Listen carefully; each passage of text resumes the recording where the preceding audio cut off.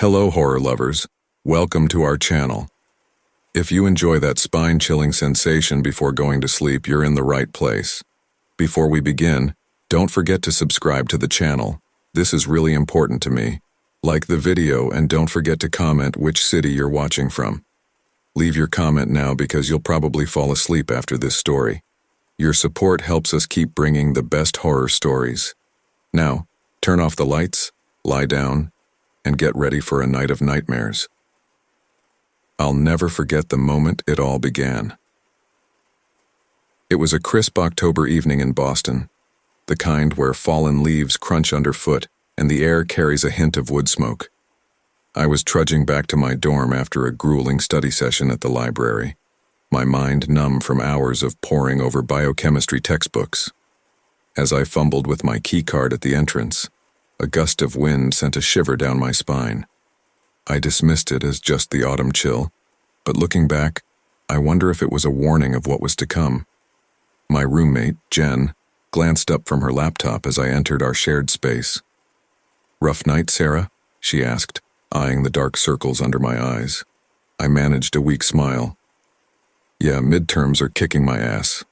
I think I'm gonna crash early." "Good call.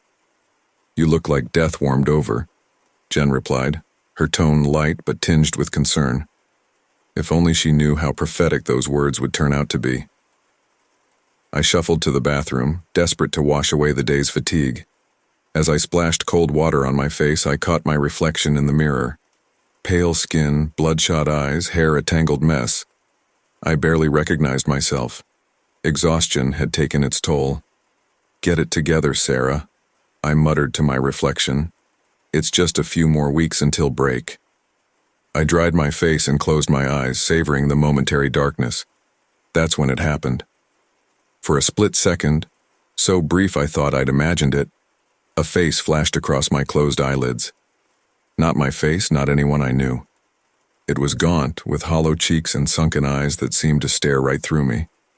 The image vanished as quickly as it had appeared, leaving me gasping and clutching the sink for support. "What the hell?" I whispered, my heart racing.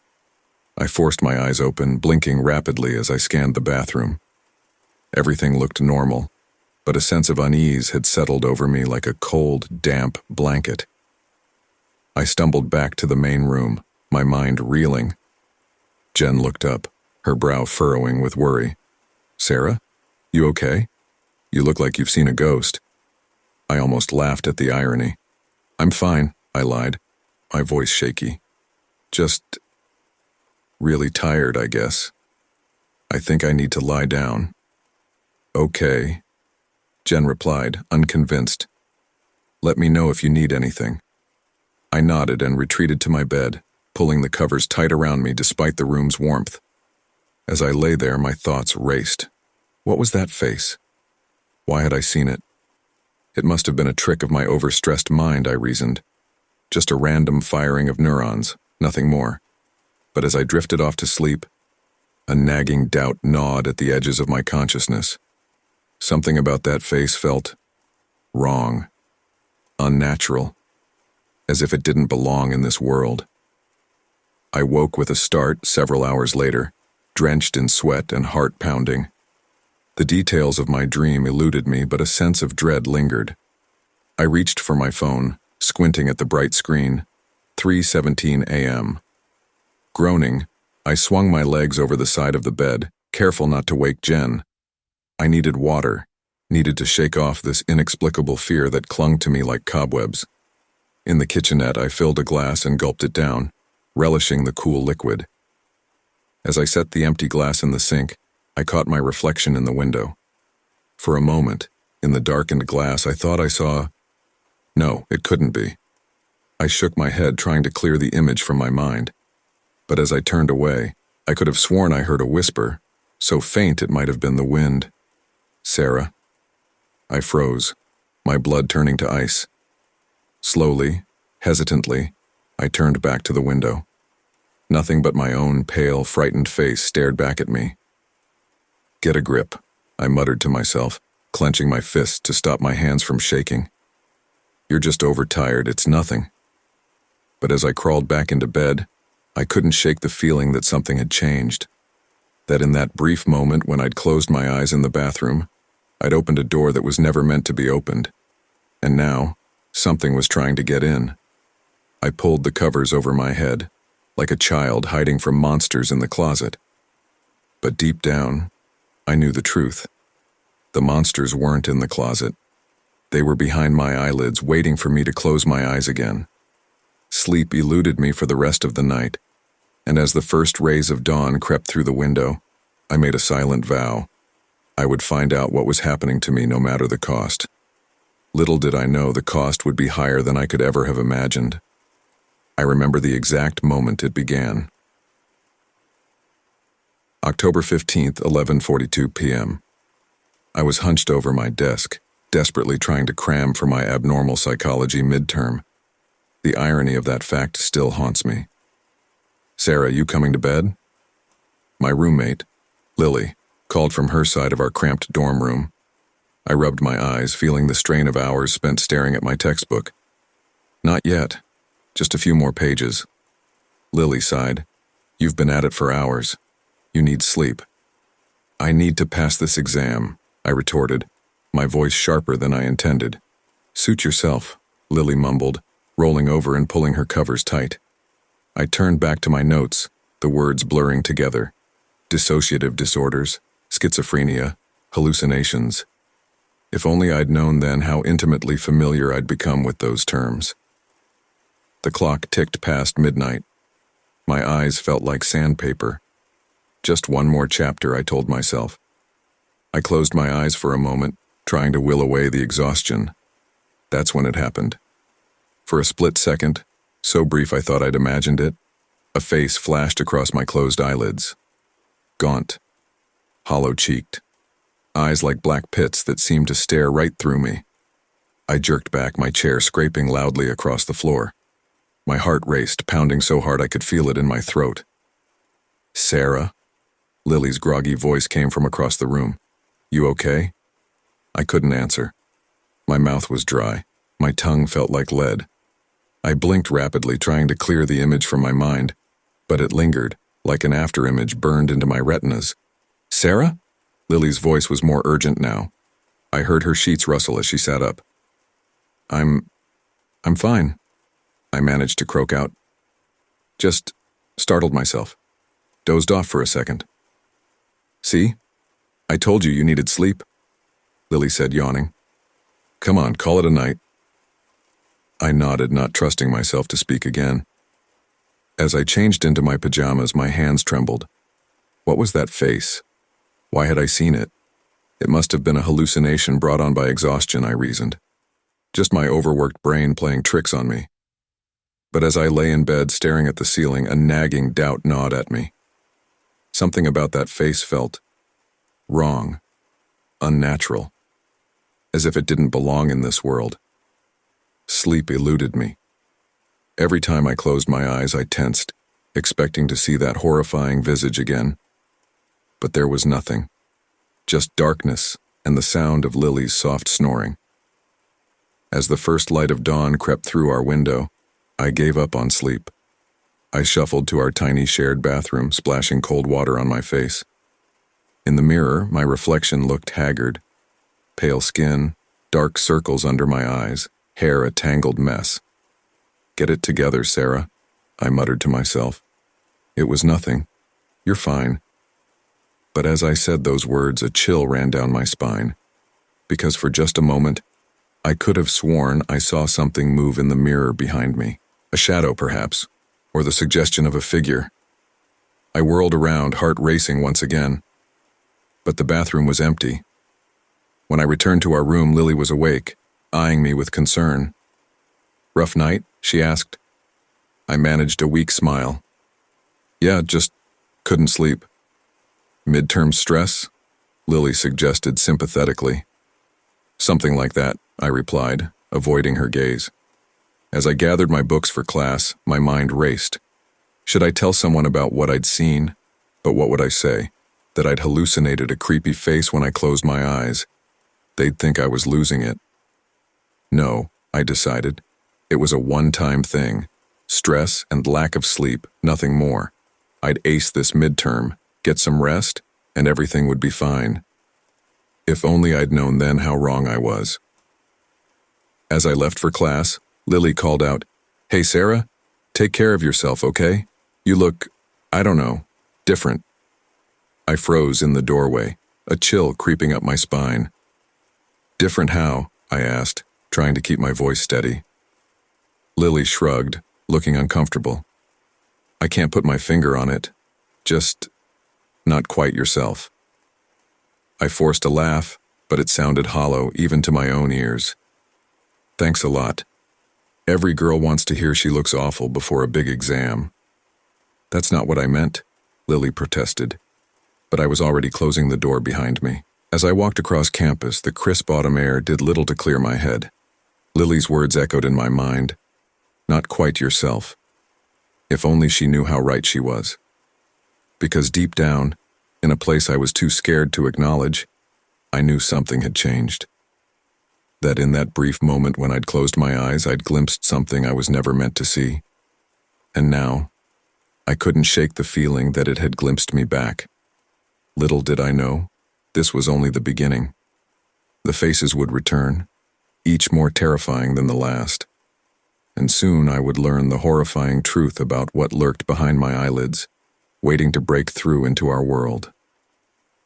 But for now, I walked to class, desperately clinging to the illusion of normalcy, unaware that with each step, I was moving further from the person I used to be, and closer to the nightmare my life would become.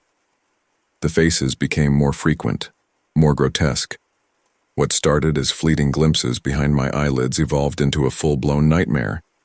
I couldn't escape them, couldn't rationalize them away anymore. It was a Tuesday afternoon when things took a turn for the worse. I was sitting in my cognitive science lecture, struggling to focus on the professor's droning voice. My lack of sleep was catching up to me, my eyelids growing heavier by the minute. I jerked awake as my head bobbed forward, my heart racing. In that split second of closed eyes, I'd seen it again. A face, but not like before. This one was wrong, distorted. Its features seemed to shift and writhe as if they couldn't decide where to settle. "Ms. Thompson, are you all right?" I looked up to see Professor Harrington staring at me, along with half the lecture hall. I realized I must have made a sound when I startled awake. "I'm fine," I mumbled, feeling my cheeks burn. "Just didn't sleep well." The professor's brow furrowed with concern. "Perhaps you should visit the health center if you're not feeling well."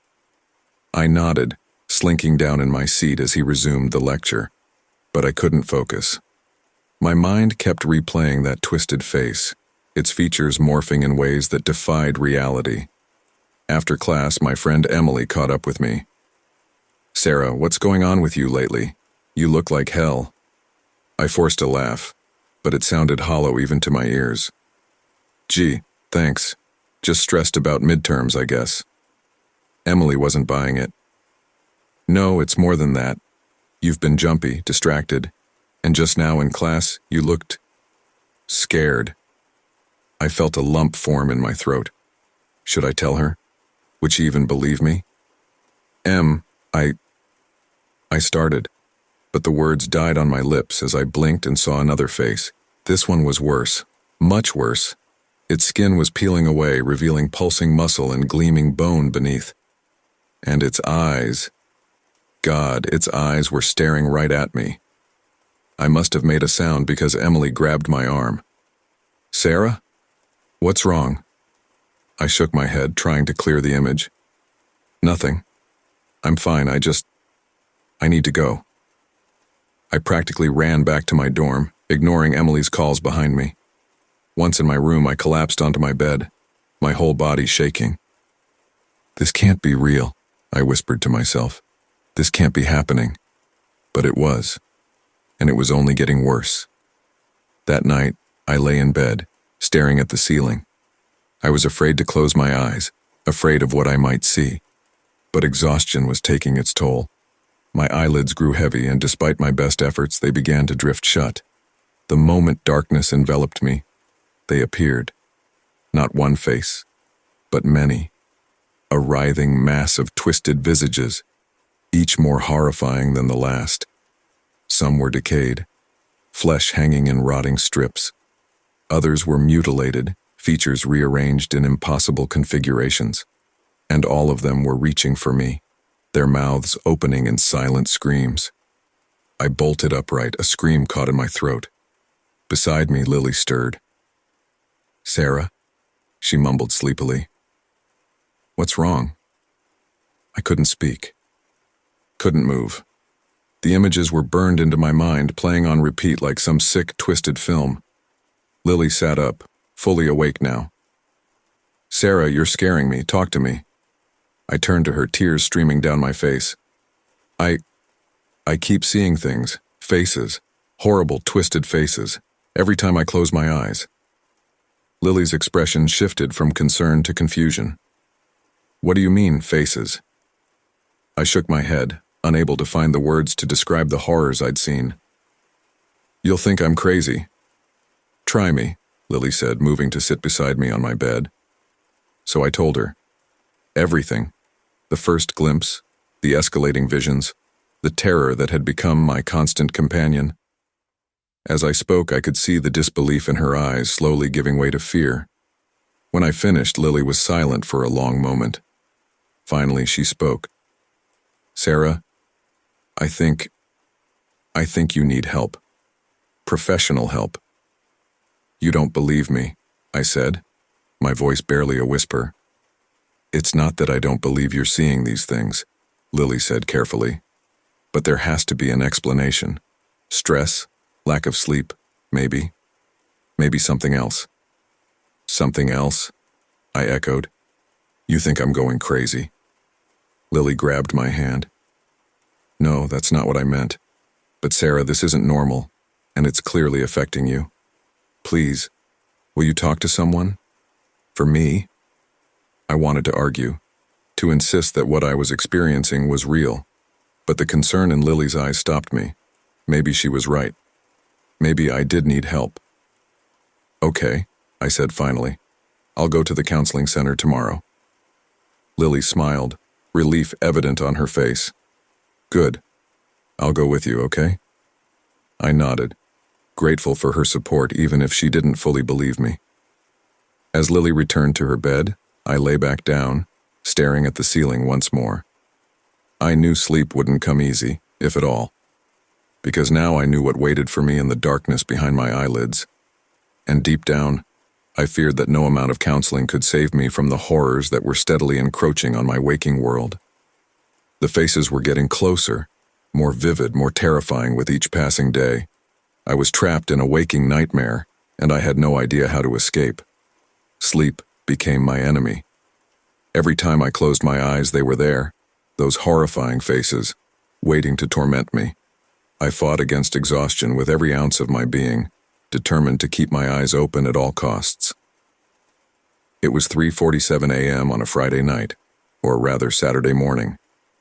I sat at my desk, surrounded by empty energy drink cans and half-eaten protein bars.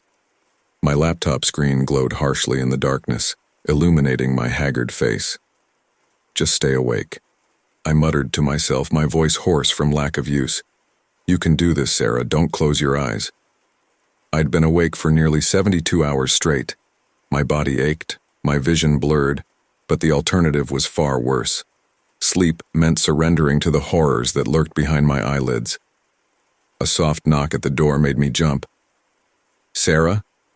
It was Lily, her voice muffled through the wood. "Are you still up?"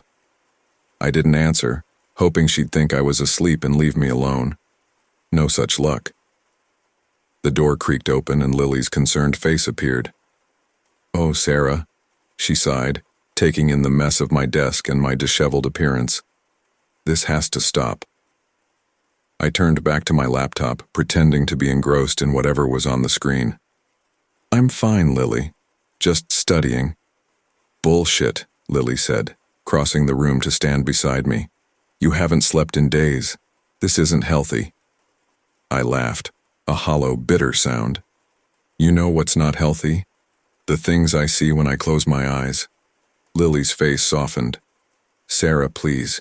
You need help. Real help. Not whatever this is. I shook my head vehemently. You don't understand. Nobody understands. If I sleep, they'll get me. Who will get you? Lily asked gently. The faces, I whispered, feeling tears prick at my eyes. They're waiting for me. Every time I close my eyes, they're there, and they're getting closer. Lily was silent for a moment, and I could practically hear the gears turning in her head as she tried to find the right words. Sarah, listen to me. What you're experiencing, it's not real. It can't be real. I whirled to face her, anger suddenly flaring in my chest. Not real? You think I'm making this up? That I'm doing this for fun? That's not what I meant, Lily backpedaled. I'm worried about you, this lack of sleep, it's affecting your mind.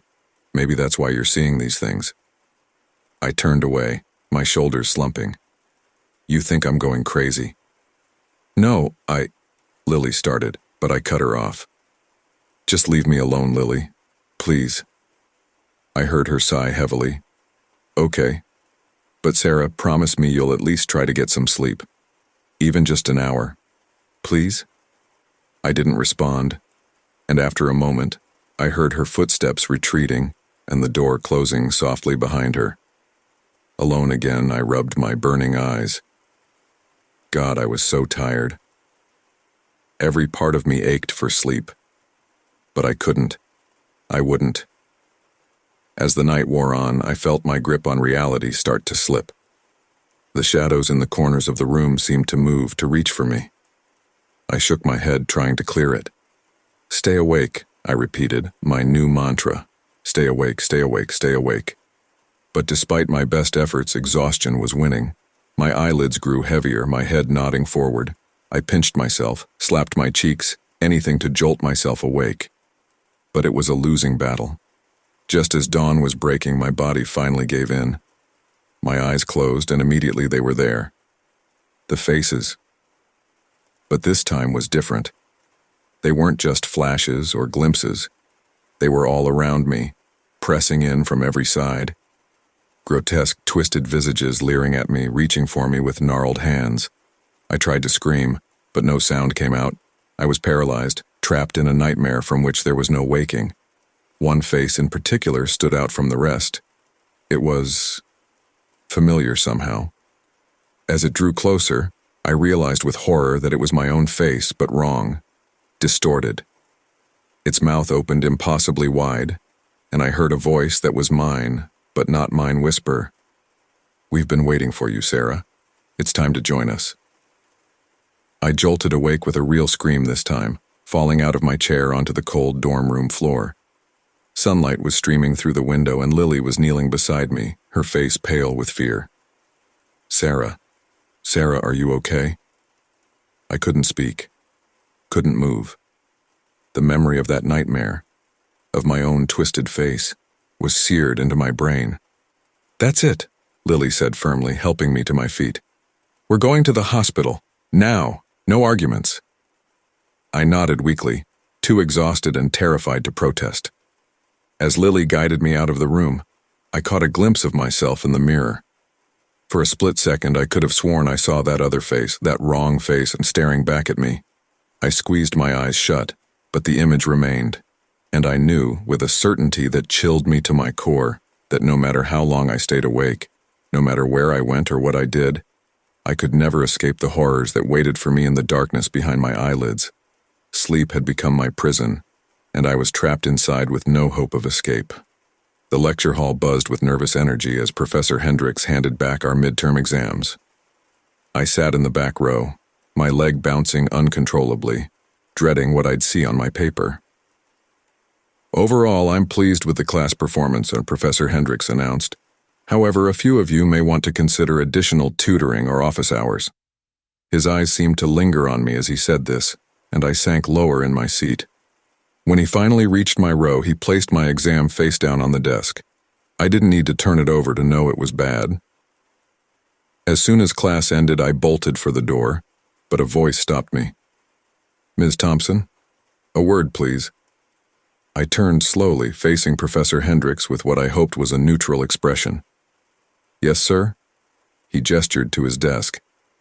Let's chat for a moment. Reluctantly, I followed him. As we sat, he pulled out my exam, the red marks glaring accusingly from the page. Sarah, I'm concerned, he began, his tone gentle but firm. You've always been one of my top students, but this... He tapped the paper. This isn't like you at all. I stared at my hands, unable to meet his gaze.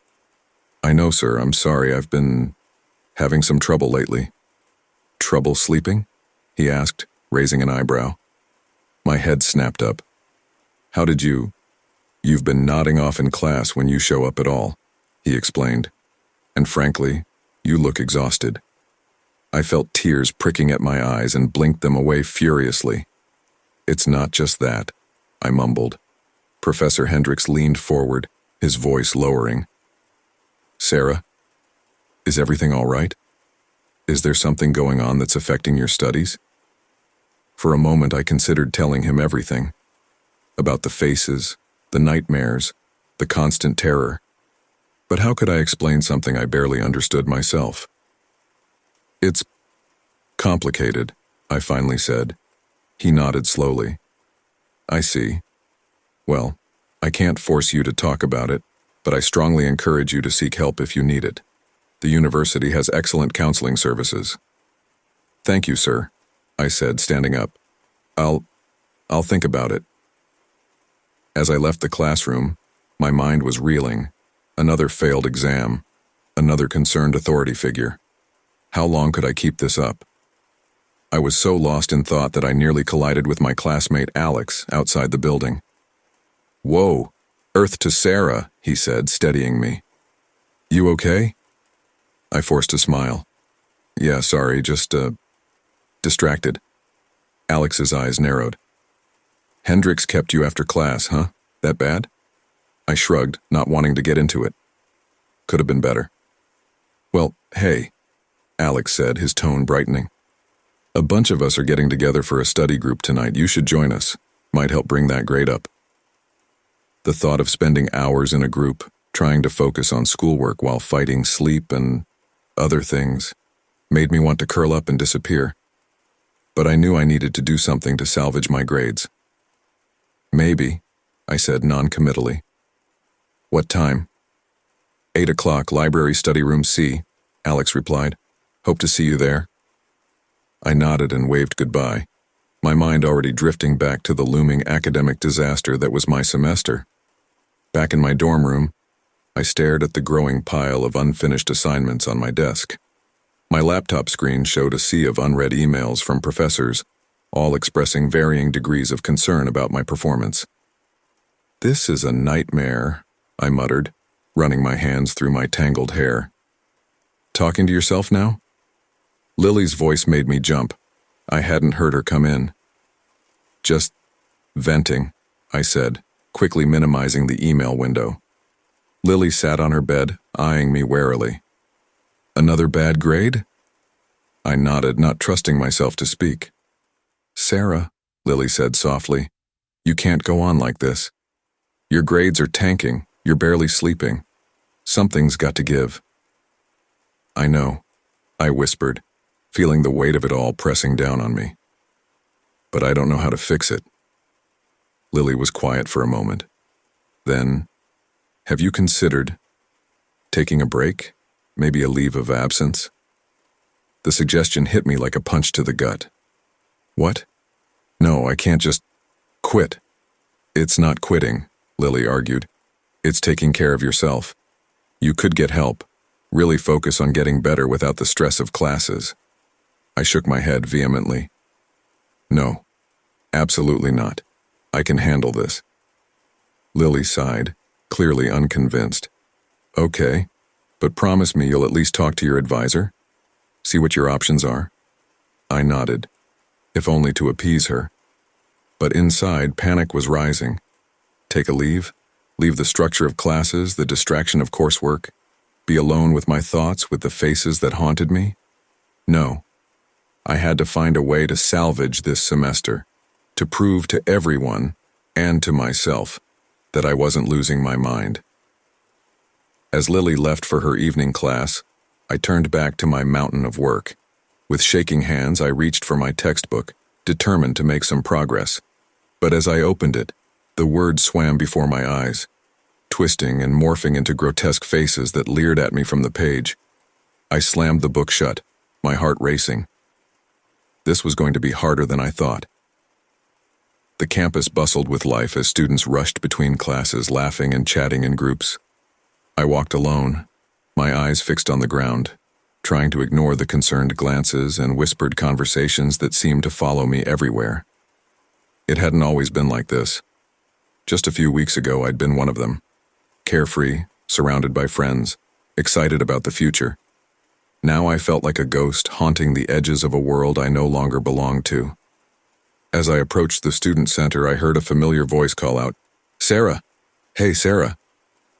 I looked up to see my friend, former friend, Jessica, waving at me from a nearby table. She was sitting with a group of our mutual acquaintances, all of whom were now watching me with a mixture of curiosity and unease. For a moment, I considered ignoring her and continuing on my way. But something in Jessica's smile, a flicker of the warmth we'd once shared, made me pause. "Hi, Jess," I said, my voice hoarse from disuse. Jessica's smile faltered slightly as she took in my appearance. I knew what she was seeing, the dark circles under my eyes, the pallor of my skin, the wild tangle of my unwashed hair. "We were just about to grab lunch," Jessica said, recovering quickly. "Want to join us?" I glanced at the others at the table.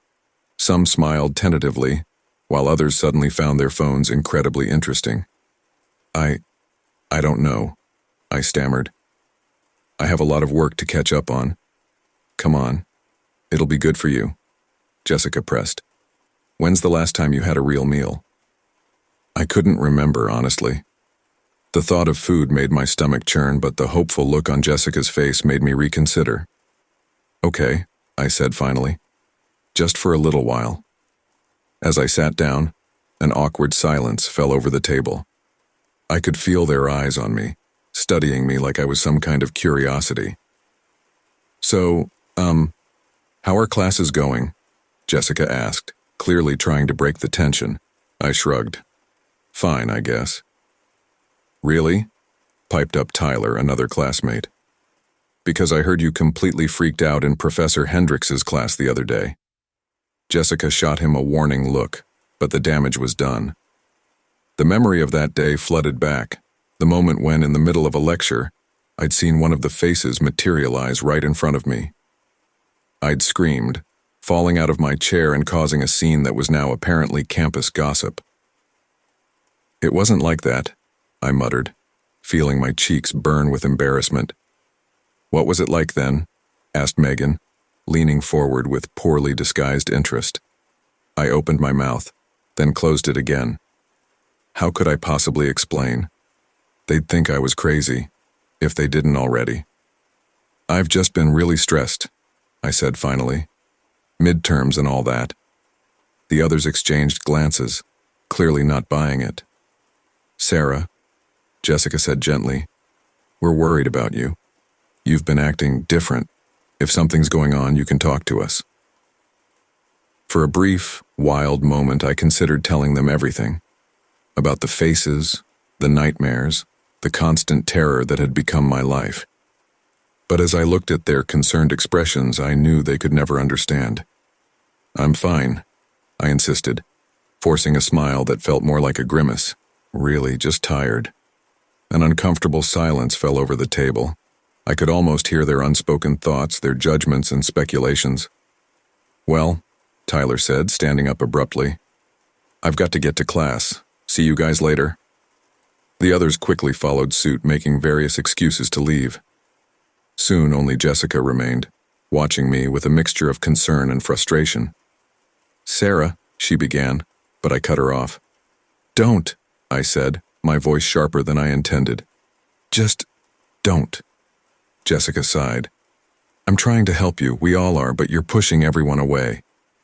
"Maybe I want to be left alone," I snapped. Hurt flashed across Jessica's face. Fine, she said, gathering her things. If that's what you want. But when you're ready to talk, really talk, I'll be here. As she walked away, I felt a pang of regret, but it was quickly overshadowed by relief. Being alone was safer, for them and for me. The rest of the day passed in a blur of avoiding eye contact and ducking into empty classrooms to escape the whispers and stares. By the time evening fell, I was emotionally exhausted. I trudged back to my dorm, dreading another sleepless night. As I approached my room, I heard voices inside, Lily and someone else I didn't recognize. I just don't know what to do anymore, Lily was saying, her voice thick with emotion. It's like living with a stranger. Have you talked to the RA? The other voice asked. Maybe they can intervene, get her some help. I froze outside the door, my heart pounding. They were talking about me. I've tried, Lily replied.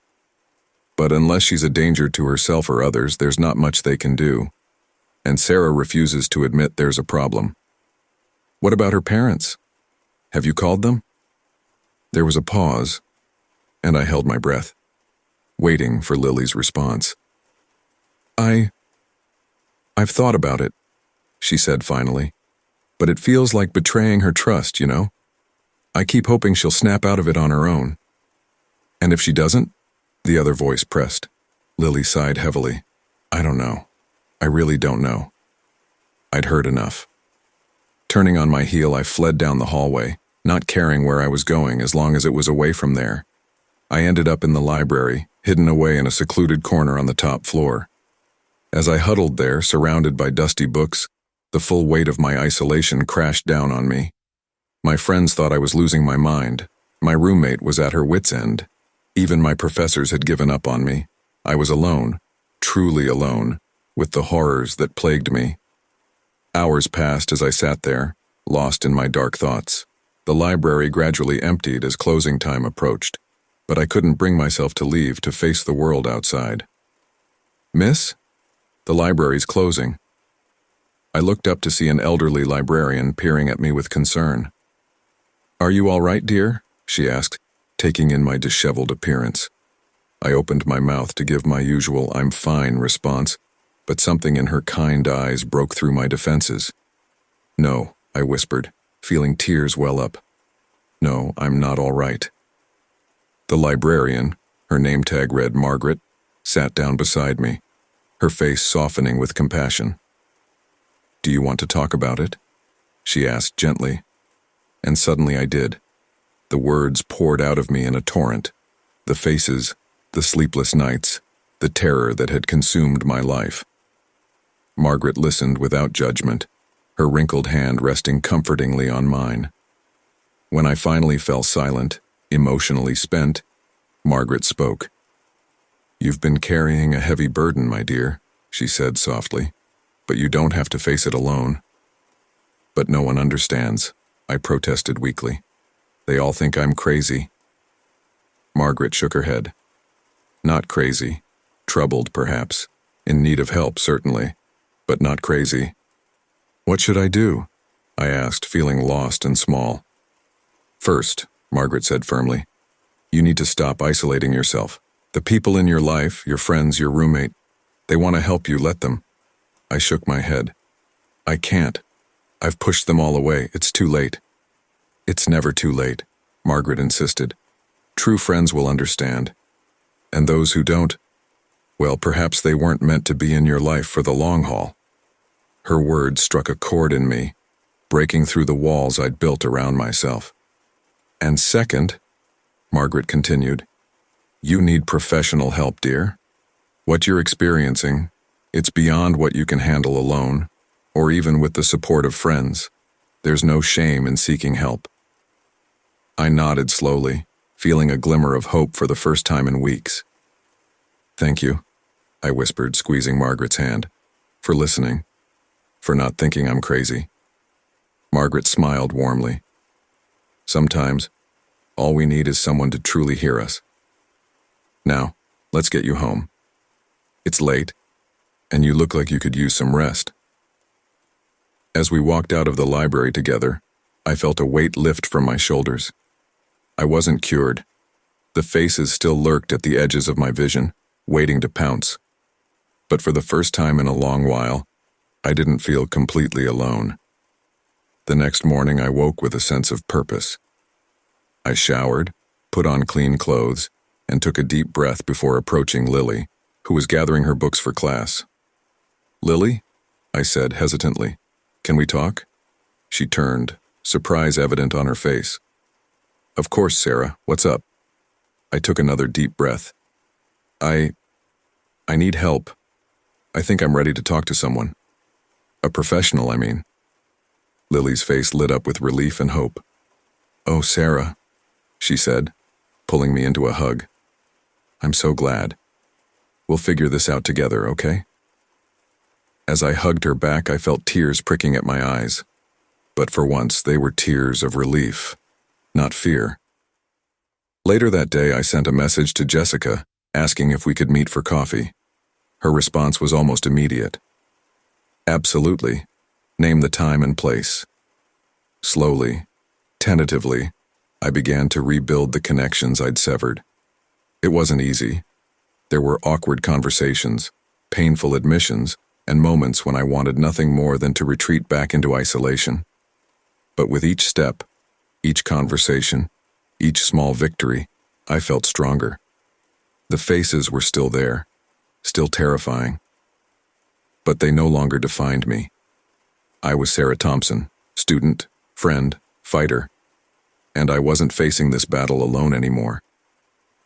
As I walked across campus that afternoon, I caught sight of my reflection in a window.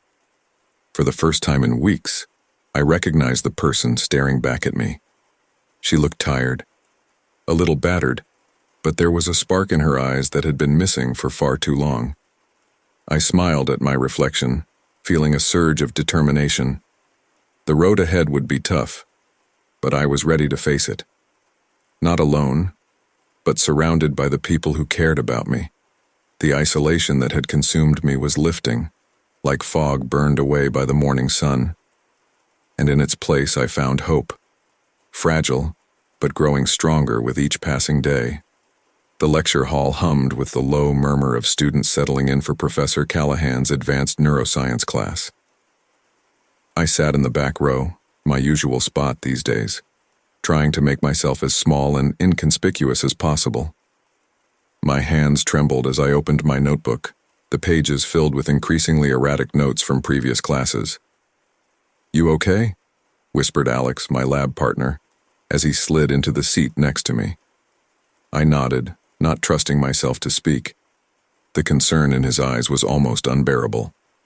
I knew how I looked, pale, disheveled, with dark circles under my eyes that no amount of concealer could hide.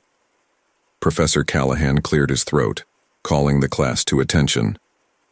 "Today we'll be discussing the neurological basis of visual processing and perception," he began. I felt my heart rate spike. Visual processing. Of course, just my luck. As Professor Callahan launched into his lecture, I tried to focus on his words, on the diagrams he was projecting onto the screen. But the harder I concentrated, the more the images seemed to shift and warp. The visual cortex, Professor Callahan was saying, is responsible for processing the raw visual information received from our eyes. I blinked hard, trying to clear my vision. But when I opened my eyes, I gasped. The diagram on the screen had transformed. Instead of a cross-section of a human brain, I saw a grotesque face leering at me, its features twisting and morphing. "No," I whispered, squeezing my eyes shut. "Not here. Not now."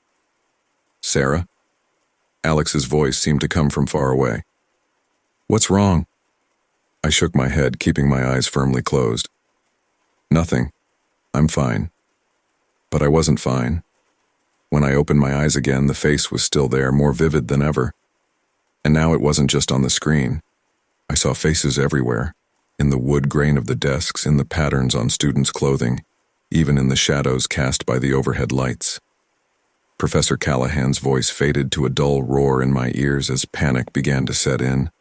My breathing quickened, my palms grew sweaty. I gripped the edges of my desk, trying to anchor myself to reality. The amygdala plays a crucial role in processing facial expressions and emotional responses to visual stimuli. Professor Callahan continued, oblivious to my growing distress. The word facial triggered something in me. Suddenly, every face in the room, my classmates, Professor Callahan, even Alex beside me, began to morph and distort. Their features melted and reformed into the nightmarish visages that had been haunting me for weeks. A whimper escaped my lips before I could stop it. Alex turned to me, alarm written across his face, a face that was rapidly twisting into something inhuman. "Sarah, seriously, what's going on?" he asked, reaching out to touch my arm. I recoiled violently, nearly falling out of my chair. "Don't touch me," I screamed, my voice echoing through the suddenly silent lecture hall. All eyes were on me now, but I barely noticed. The faces were closing in, their mouths opening in silent screams, reaching for me with gnarled, elongated fingers. "Get away from me!" I shrieked, stumbling to my feet. "Leave me alone!"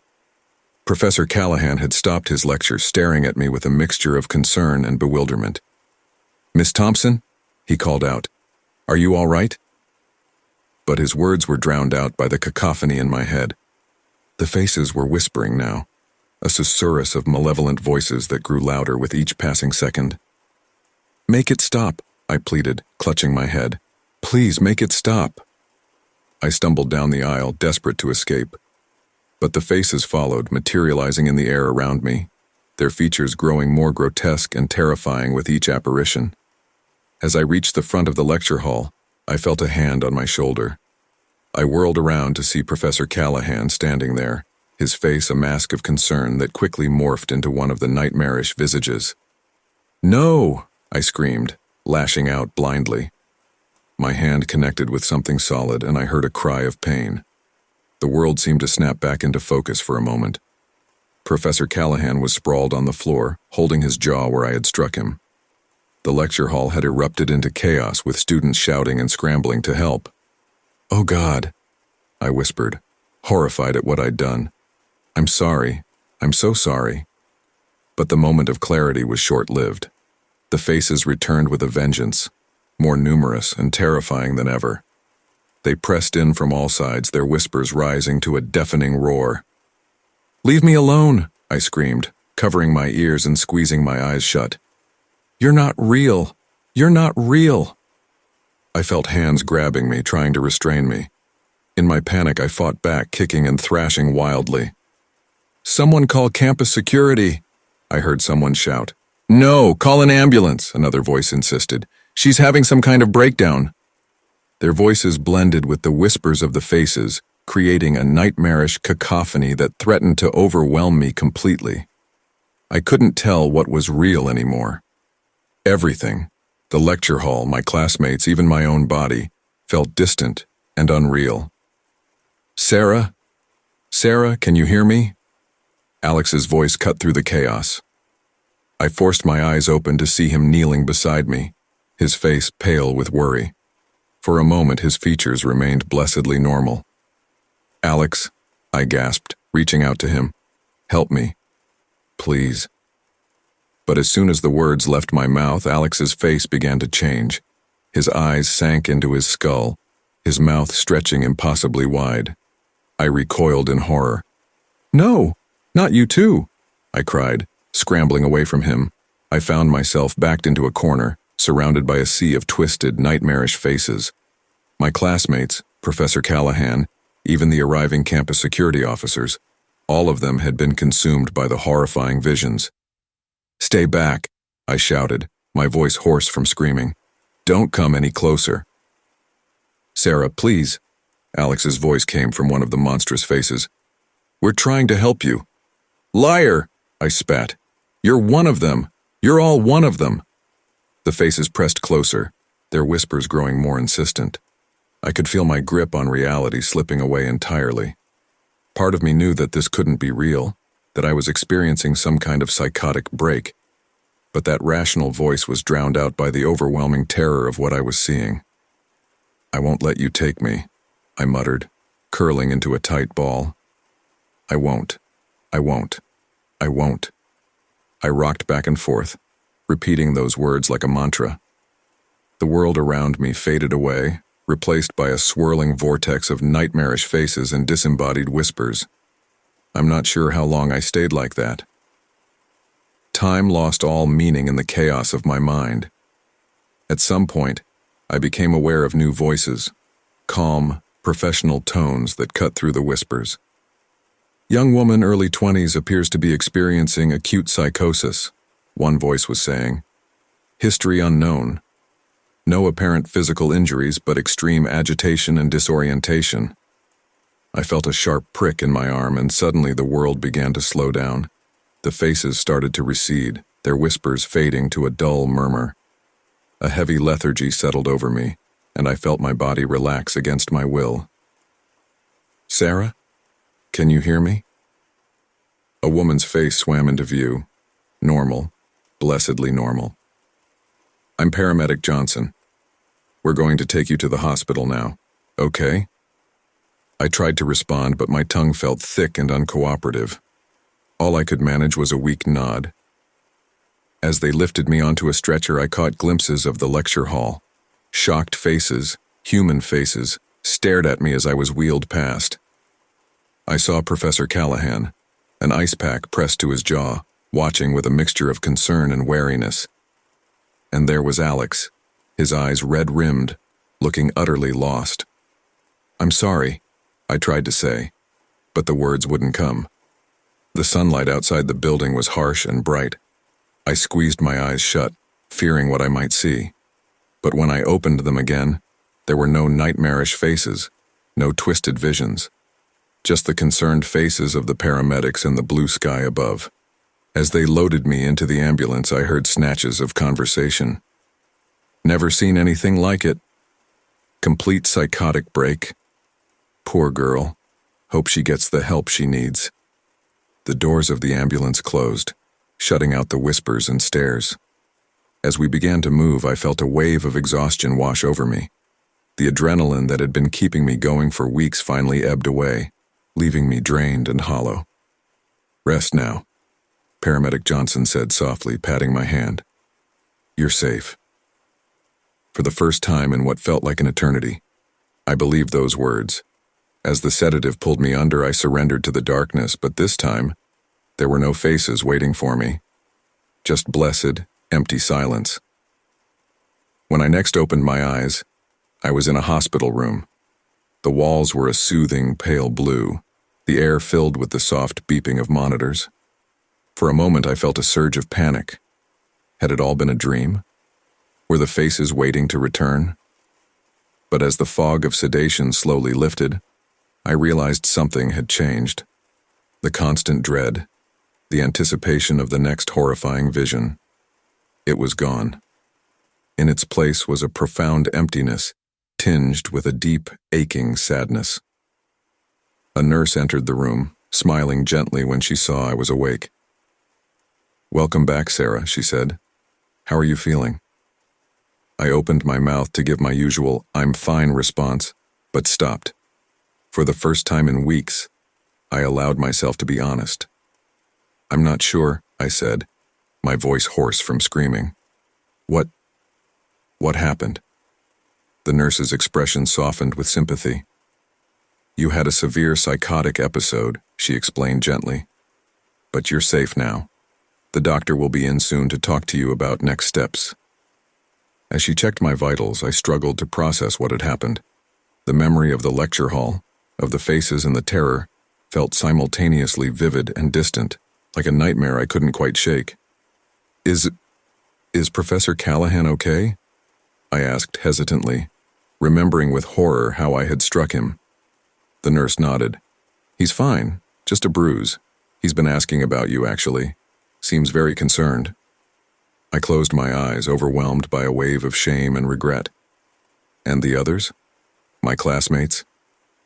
Everyone's okay, the nurse assured me. Try not to worry about that now. Focus on getting better. As she left the room, I was left alone with my thoughts. The breaking point I had feared for so long had finally come, in the most public and dramatic way possible.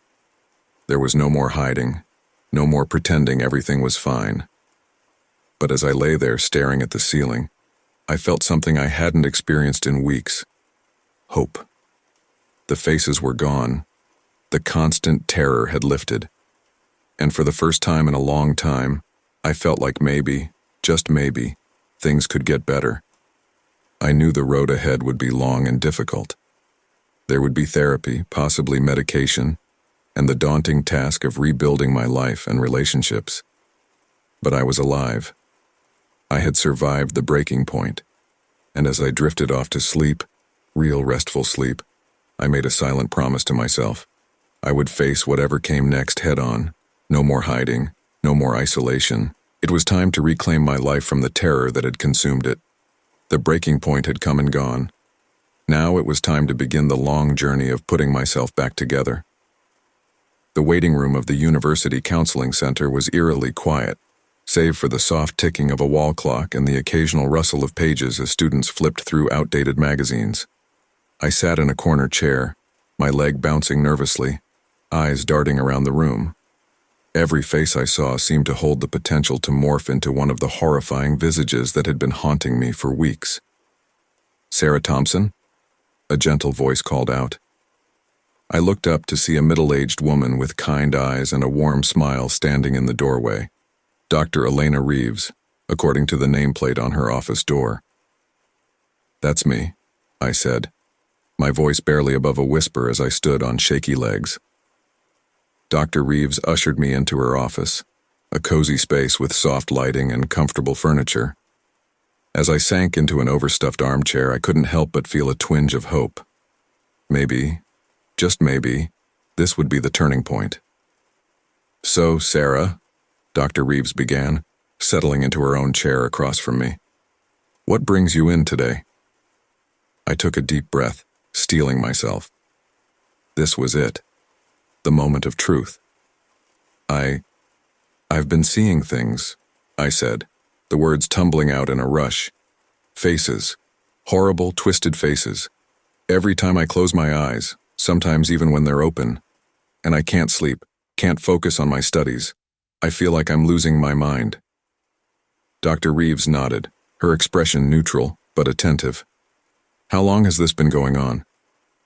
"Weeks," I admitted. "It started small, just flashes when I was really tired. But it's gotten so much worse. I had an episode in class the other day. A full breakdown. That's when I knew I needed help." "I see," Dr. Reeves said softly. "Can you tell me more about these faces? What do they look like? Do they speak to you?" I shuddered at the memory. They're grotesque. Distorted human features, sometimes rotting or morphing, and they whisper sometimes, but I can never make out what they're saying. It's terrifying. Dr. Reeves jotted down some notes. "And have you experienced anything like this before? Any history of mental health issues in your family?" I shook my head. "No, never. And not that I know of in my family. This came out of nowhere." "All right," Dr. Reeves said, setting down her notepad. "Sarah, I want you to know that you've taken a very brave and important step by coming here today. What you're experiencing sounds extremely distressing, and I want to assure you that we're going to work together to help you through this." I felt tears welling up in my eyes. "So, you believe me? You don't think I'm crazy?" Dr. Reeves leaned forward, her eyes filled with compassion. "Sarah, what you're experiencing is real. The visions, the fear, they're all very real to you. But that doesn't mean you're crazy. It means you're dealing with something difficult and you need support. That's why I'm here." Her words washed over me like a soothing balm. For the first time in weeks, I felt truly heard and understood. "Now," Dr. Reeves continued, "I'd like to ask you a few more questions about your daily life, your stress levels, and any recent changes or traumas you might have experienced. This will help us get a clearer picture of what might be contributing to your symptoms." For the next hour, I opened up about everything: the mounting pressure of my studies, my growing isolation from friends, the constant fear that had become my companion. Dr. Reeves listened attentively, asking thoughtful questions and offering gentle reassurances. As our session drew to a close, Dr. Reeves sat back in her chair. Sarah, based on what you've told me, it sounds like you may be experiencing a form of psychosis possibly triggered by extreme stress and sleep deprivation. But I want to emphasize that this is treatable. We're going to work on this together. What does that mean? I asked, a mix of fear and hope churning in my stomach. Psychosis? Dr. Reeves explained patiently. Psychosis is a condition where a person has difficulty distinguishing between what's real and what isn't. The visions you're experiencing, the faces, these are likely hallucinations. It doesn't mean you're going crazy or that you'll be like this forever. With the right treatment, many people recover fully from psychotic episodes. I nodded slowly, trying to process this information. So what happens now? I'd like to see you twice a week for therapy sessions, Dr. Reeves said. We'll work on cognitive behavioral techniques to help you manage your symptoms. I'm also going to refer you to a psychiatrist who can evaluate whether medication might be helpful in your case. The word medication sent a jolt of anxiety through me. You mean, like, antipsychotics? Dr. Reeves nodded. Possibly, yes. But don't let that frighten you. These medications can be incredibly helpful in managing symptoms and allowing you to regain control of your life. Think of them as a tool to help your brain reset itself. I took a deep breath, trying to quell my rising panic. Okay, I think I can do that. Good, Dr. Reeves said with an encouraging smile. Now, I want to talk about your immediate safety. Given the severity of your symptoms, I'm concerned about you being alone. Is there someone you trust who could stay with you, at least for the next few days? I thought about it for a moment. Maybe my roommate Lily. She's been really worried about me. I've been pushing her away, but maybe it's time to let her in. Dr. Reeves nodded approvingly. That sounds like an excellent idea. Having a support system is crucial right now. I'd like you to talk to Lily, explain what's going on as much as you're comfortable with, and if you experience any worsening of symptoms or feel unsafe at any point, I want you to promise me you'll go to the emergency room immediately. Okay? I nodded, feeling a mix of fear and relief. Okay, I promise. As I left Dr. Reeves' office with a follow-up appointment scheduled and a referral to a psychiatrist in hand, I felt a strange sense of lightness. The faces hadn't disappeared. I could still sense them lurking at the edges of my vision. But for the first time in weeks, I felt like I had a lifeline. Back at my dorm, I found Lily studying at her desk. She looked up as I entered, surprise and concern flickering across her face. Sarah, are you okay? You look different. I took a deep breath. Lily, can we talk? There's a lot I need to tell you. Lily immediately put down her book, giving me her full attention. Of course. What's going on? I sat on my bed, hands clasped tightly in my lap. I haven't been honest with you, or with myself, really. The truth is I've been experiencing some really scary things lately. And so I told her everything, the faces, the terror, the sleepless nights. I told her about my breakdown in class and my visit to Dr. Reeves. As I spoke, I saw a range of emotions play across Lily's face: shock, concern, and finally, deep empathy. When I finished, Lily moved to sit beside me on the bed, wrapping an arm around my shoulders. Oh, Sarah, I had no idea it was this bad. I'm so sorry you've been dealing with this alone. I leaned into her embrace, feeling tears start to fall. I was so scared. I thought if I told anyone, they'd think I was crazy, that I'd lose everything, my friends, my future, everything. Lily squeezed me tighter. You're not crazy, Sarah. You're sick and you're getting help. That's what matters, and you haven't lost me. I'm here for you, whatever you need. I pulled back, wiping my eyes. Actually, there is something. Dr. Reeves thinks I shouldn't be alone right now. Would you mind staying close? Just for a few days? I know it's a lot to ask. Of course, Lily said without hesitation. I'm not going anywhere. We'll get through this together." Her immediate acceptance and support overwhelmed me, and I broke down sobbing. Lily held me, murmuring soothing words as years of pent-up fear and anxiety poured out of me. When I finally calmed down, Lily helped me get ready for bed. As I lay there, feeling more exhausted yet more at peace than I had in weeks, Lily sat on the edge of my bed. "Hey," she said softly, "if you see any of those faces tonight or if you get scared, just wake me up, okay? I don't care what time it is. You're not alone in this anymore." I nodded, too choked up to speak. As Lily returned to her own bed, I closed my eyes, bracing myself for the onslaught of terrifying visions. But something had shifted. The faces were still there, hovering at the edges of my consciousness, but they seemed less vivid, less threatening, and beyond them, I could sense something else. The warmth of Lily's presence, the echo of Dr. Reeves's reassurances. For the first time in what felt like an eternity, I drifted off into a peaceful sleep. The next few weeks were a blur of therapy sessions, psychiatrist appointments, and adjusting to medication. There were good days and bad days. Sometimes the faces returned with a vengeance, leaving me shaking and terrified. But slowly, gradually, they began to fade. With each passing day, I felt more like myself again. I started engaging in my classes, reconnecting with friends who had been worried sick about me. The world, which had become a terrifying, isolating place, began to open up again. 1 month after my first visit to Dr. Reeves, I sat in her office for our regular session. As I recounted my progress, a full night's sleep, a successful class presentation, a laugh-filled dinner with friends, I saw a smile spread across her face. "Sarah," she said warmly, "I want you to take a moment to recognize how far you've come. A month ago you were in crisis. Now look at you. You've done the hard work and it shows." I felt a swell of pride and gratitude. I couldn't have done it without you. And Lily, and all the others who supported me. Dr. Reeves nodded. "Support is crucial, but don't discount your own strength. You took that first difficult step of asking for help. You've faced your fears head on.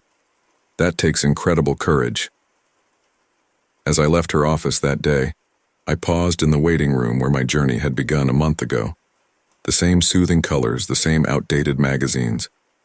But I was different, stronger, healing. I knew the road ahead wouldn't always be easy. The faces might never completely disappear. But I had tools now. Therapy, medication, coping strategies, and most importantly, a support system that wouldn't let me face my demons alone. Stepping out into the sunlight, I took a deep breath, savoring the simple joy of existing without constant fear. The act of seeking help had been terrifying, a leap into the unknown. But it had also been the first step on the path back to myself, and for that, I was profoundly grateful. The library was eerily quiet at 2 a.m., the only sounds the soft hum of fluorescent lights and the occasional rustle of pages turning. I sat hunched over a table in the farthest corner of the psychology section, surrounded by towering stacks of books and printouts. My eyes burned from hours of reading, but I couldn't stop. I had to find answers. The neuropsychology of vision, hallucinations and the human mind, spiritual possession across cultures. The titles blurred together as I frantically scanned through page after page, searching for anything that might explain the horrors I was experiencing. "Sarah?" A hushed voice made me jump. I looked up to see Mike, one of the night librarians, peering at me with concern. "You're here late again. Everything okay?" I forced a smile, trying to look more put together than I felt. "Yeah, just intense research for a paper, you know how it is." Mike nodded, though he didn't look convinced. "Well, don't forget to take breaks, and remember, we close at 3. As he walked away, I turned back to my books, my heart racing. I couldn't let anyone know what I was really researching. They'd think I was crazy. Maybe I was crazy, but I had to know. I picked up a heavy tome on rare psychological disorders, flipping to a chapter on visual hallucinations. Charles Bonnet syndrome. I read aloud in a whisper. A condition in which visually impaired individuals experience complex hallucinations. I shook my head. My vision was fine. This wasn't it. Next, I turned to a book on neurological conditions. Temporal lobe epilepsy can sometimes cause complex visual hallucinations, often accompanied by intense emotions or a sense of déjà vu. I considered this for a moment. The intensity certainly matched what I was experiencing, but I'd never had a seizure. At least, I didn't think I had. Hours passed as I delved deeper into increasingly obscure texts. Medical journals, psychological case studies, even ancient folklore and religious texts. I devoured them all, desperate for any shred of information that might help me understand what was happening to me. As the night wore on, my research took a darker turn. I found myself drawn to books on the paranormal, on spiritual possession and interdimensional beings. Part of me knew it was ridiculous, unscientific, but the faces I saw, they felt so real, so malevolent. How could they just be a product of my mind? The Veil Between Worlds, I muttered, reading the title of a particularly old and dusty book. Throughout history, there have been accounts of individuals who claim to see beyond our reality, glimpsing entities from other dimensions. These seers often describe horrifying visages and a sense of impending doom. A chill ran down my spine as I read. This sounded like what I was experiencing, but it couldn't be real, could it? Interdimensional beings? It was the stuff of science fiction, not reality. And yet, Sarah? Mike's voice startled me again. It's 3 a.m., we're closing up. I blinked, disoriented. Had that much time passed? Oh, right. Sorry, I lost track of time. As I gathered my things, shoving printouts and hastily scribbled notes into my bag, Mike's brow furrowed with worry. Sarah, I don't mean to pry, but are you sure everything's all right? You've been here every night this week, always in this section. If you're struggling with something, there are resources. I'm fine. I cut him off, perhaps too sharply. Softening my tone, I added, Really, just working on an important project. Thanks for your concern, though. Mike nodded, unconvinced. All right, take care of yourself, okay? I hurried out of the library, my mind reeling from everything I'd read. As I stepped into the cool night air, I felt a familiar sense of dread creeping over me. I knew what was coming. Sure enough, as I blinked, I saw them. The faces. Twisted, grotesque visages leering at me from the shadows. I quickened my pace, my heart pounding. You're not real, I muttered under my breath. You're hallucinations, or interdimensional entities, or something. But you can't hurt me. One of the faces seemed to grin wider at this, its mouth stretching impossibly large. I broke into a run, not stopping until I reached my dorm room. Once inside, I dumped the contents of my bag onto my desk, spreading out my notes and printouts. My roommate Lily stirred in her bed.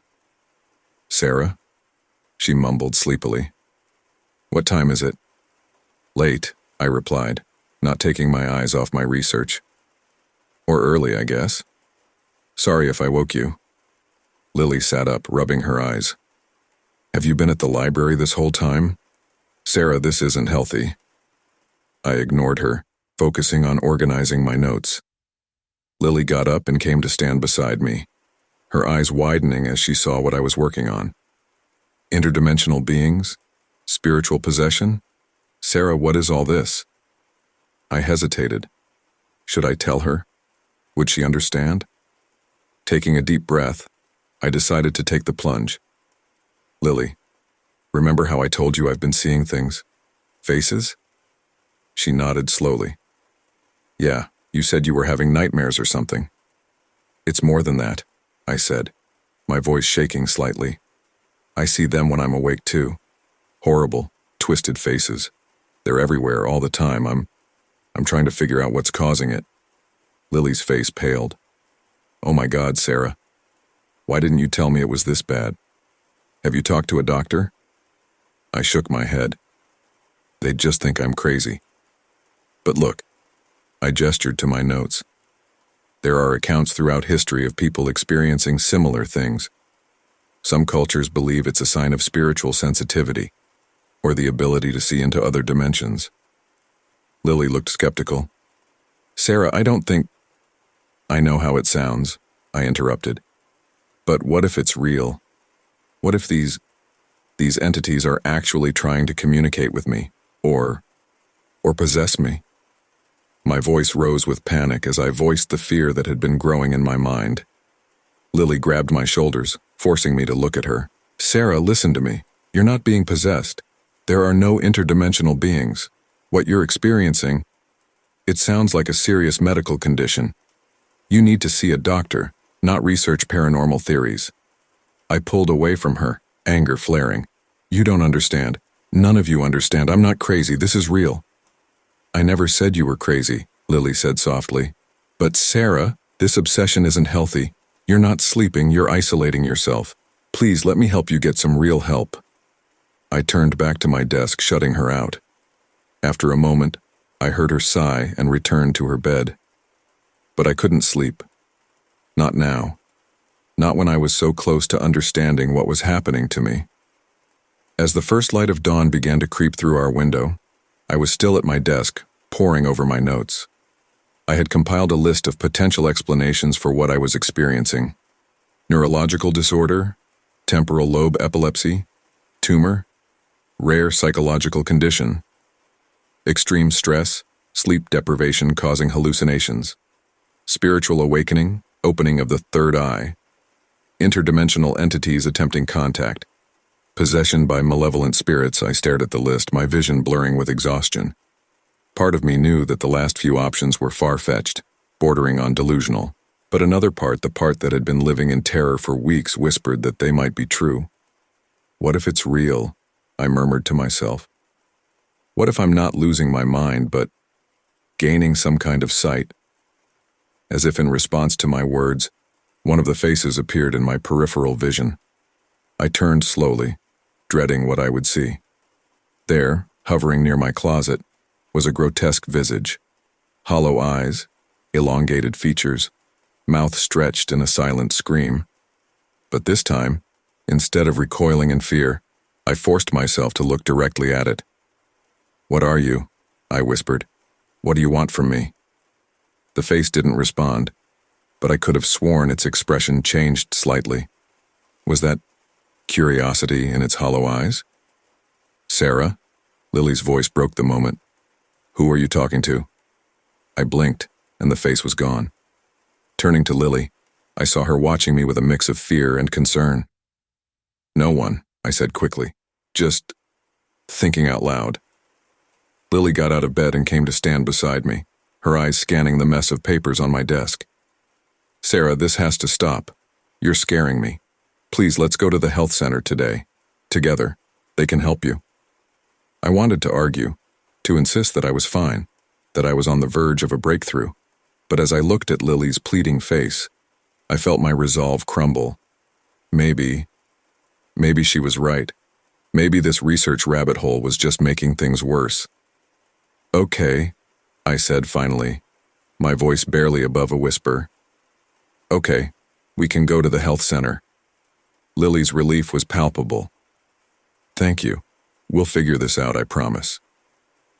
As Lily helped me clean up my research materials, I couldn't help but cast one last glance at the corner where I'd seen the face. Was I really ready to let go of this quest for answers? To admit that what I was experiencing might be a symptom of illness rather than a glimpse into some hidden reality? But as I looked at the dark circles under my eyes reflected in the mirror, at the chaos of my desk that mirrored the chaos in my mind, I knew I had to try something different. This research rabbit hole had only led me deeper into confusion and fear. Maybe, I thought as Lily and I left for the health center, the real answers aren't in ancient books or paranormal theories. Maybe they're somewhere I haven't looked yet, inside myself. As we walked across campus, I felt a mix of fear and hope. The faces still lurked at the edges of my vision, but for the first time in weeks I felt like I might be taking a step in the right direction, out of the rabbit hole and towards real help. Whatever the truth was about what I was experiencing, I knew one thing for certain. I couldn't face it alone anymore. And maybe, just maybe, that was the most important revelation of all. The bell above the door jingled softly as I pushed it open, the sound incongruously cheerful in the dimly lit shop. A wave of incense hit me, thick and cloying, making my head spin. Or maybe that was just the lack of sleep. "Hello?" I called out, my voice sounding small and uncertain in the cluttered space. "Is anyone here?" Silence greeted me. I took a few tentative steps forward, my eyes slowly adjusting to the gloom. Shelves lined the walls, crammed with an eclectic array of items. Crystals of various sizes and colors, old leather-bound books, jars filled with what looked unsettlingly like animal parts, and an assortment of candles and figurines. In the center of the room stood a round table draped in deep purple velvet, a crystal ball perched atop it. Despite my skepticism, I felt a shiver run down my spine. This place felt different, charged somehow. "Can I help you, dear?" I nearly jumped out of my skin at the voice behind me. Whirling around, I found myself face to face with an elderly woman. She was short and plump, with wild gray hair and piercing blue eyes that seemed to look right through me. I'm looking for Madame Zora," I stammered. "The medium?" The woman's face broke into a warm smile. "Well, you found her, though I usually go by Esther these days. Madame Zora is a bit theatrical for my tastes now." She gestured for me to follow her to a small sitting area near the back of the shop. As we settled into worn armchairs, Esther studied me intently. "You're troubled, child," she said softly. "I can see it in your aura. So much fear, so much confusion." I shifted uncomfortably under her gaze. "How did you—" "It's what I do," Esther interrupted gently. "Now why don't you tell me what's brought you to my shop?" I took a deep breath, steeling myself. This was it, the moment of truth. "I've been seeing things," I began, the words tumbling out in a rush. "Faces. Horrible, twisted faces. They're everywhere, all the time. When I close my eyes, when I'm trying to sleep, sometimes even in broad daylight. I think I'm losing my mind." Esther listened intently, her expression grave. When I finished, she leaned back in her chair, tapping her fingers together thoughtfully. "How long has this been happening?" she asked. "Weeks now," I replied, feeling a lump form in my throat. "It started small, just flashes when I was really tired. But it's gotten so much worse. I can barely function anymore. I've tried everything. Doctors, medication, therapy. Nothing helps." Esther nodded slowly. "And that's why you've come to me. You're looking for alternative explanations." I felt my cheeks flush with embarrassment. I know how it sounds, but I've researched everything I could find about hallucinations, mental illness, even rare neurological conditions. Nothing fits, so I started looking into other possibilities. "Such as?" Esther prompted. "Spiritual phenomena," I said, my voice barely above a whisper. "Psychic abilities, even possession." I expected Esther to laugh, to tell me I was being ridiculous. Instead, she leaned forward, her blue eyes intense. "Tell me, child, these faces you see, do they feel external to you? As if they're trying to communicate?" My eyes widened. "Yes, exactly. It's like they're trying to tell me something, but I can't understand." "How did you know?" Esther sat back, a small smile playing on her lips. "Because, my dear, what you're experiencing isn't madness, it's a gift. A very rare and powerful gift." I felt my heart rate quicken. "A gift? What do you mean?" "You, my dear, are what we call a seer," Esther explained. "Someone with the ability to perceive beyond the veil that separates our world from other realms." I shook my head, overwhelmed. "But that's impossible, isn't it?" Esther chuckled softly. "Many things that seem impossible are simply waiting to be understood. Your gift. It's been awakening, hasn't it? Getting stronger? I nodded mutely. That's often how it happens, Esther continued. Something triggers the ability. Stress, trauma, sometimes just a quirk of brain chemistry. And once it starts, it tends to snowball. But why? I asked, my voice cracking. Why me? And why are the things I see so horrifying? Esther's expression softened with sympathy. The beings you're seeing, they're not of our world. Their appearance is difficult for our human minds to process. That's why they seem so terrifying to you. She reached out and took my hand, her skin warm and papery against mine. But they're not evil, child. They're simply different. And they're drawn to you because you can see them. I pulled my hand away, standing up abruptly. This is crazy. I'm not a seer. I'm just sick. I need help, real help. Esther remained calm, watching me with those piercing blue eyes. If that's what you truly believe, then by all means continue seeking medical help. But ask yourself this, if it were simply illness, why haven't any treatments helped?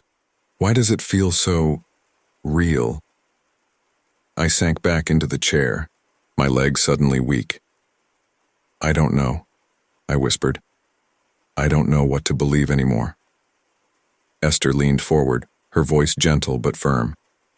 Belief is a powerful thing, Sarah. It can shape our reality in ways we can scarcely imagine. If you believe you're ill, that these visions are a symptom to be cured, then that's what they'll remain. A torment, a curse. She paused, letting her words sink in. But if you're willing to consider another possibility, that this is a gift, a unique ability that sets you apart, then everything could change. I felt tears welling up in my eyes. But I don't want to be set apart, I said, my voice small and broken. I just want to be normal. I want the faces to go away.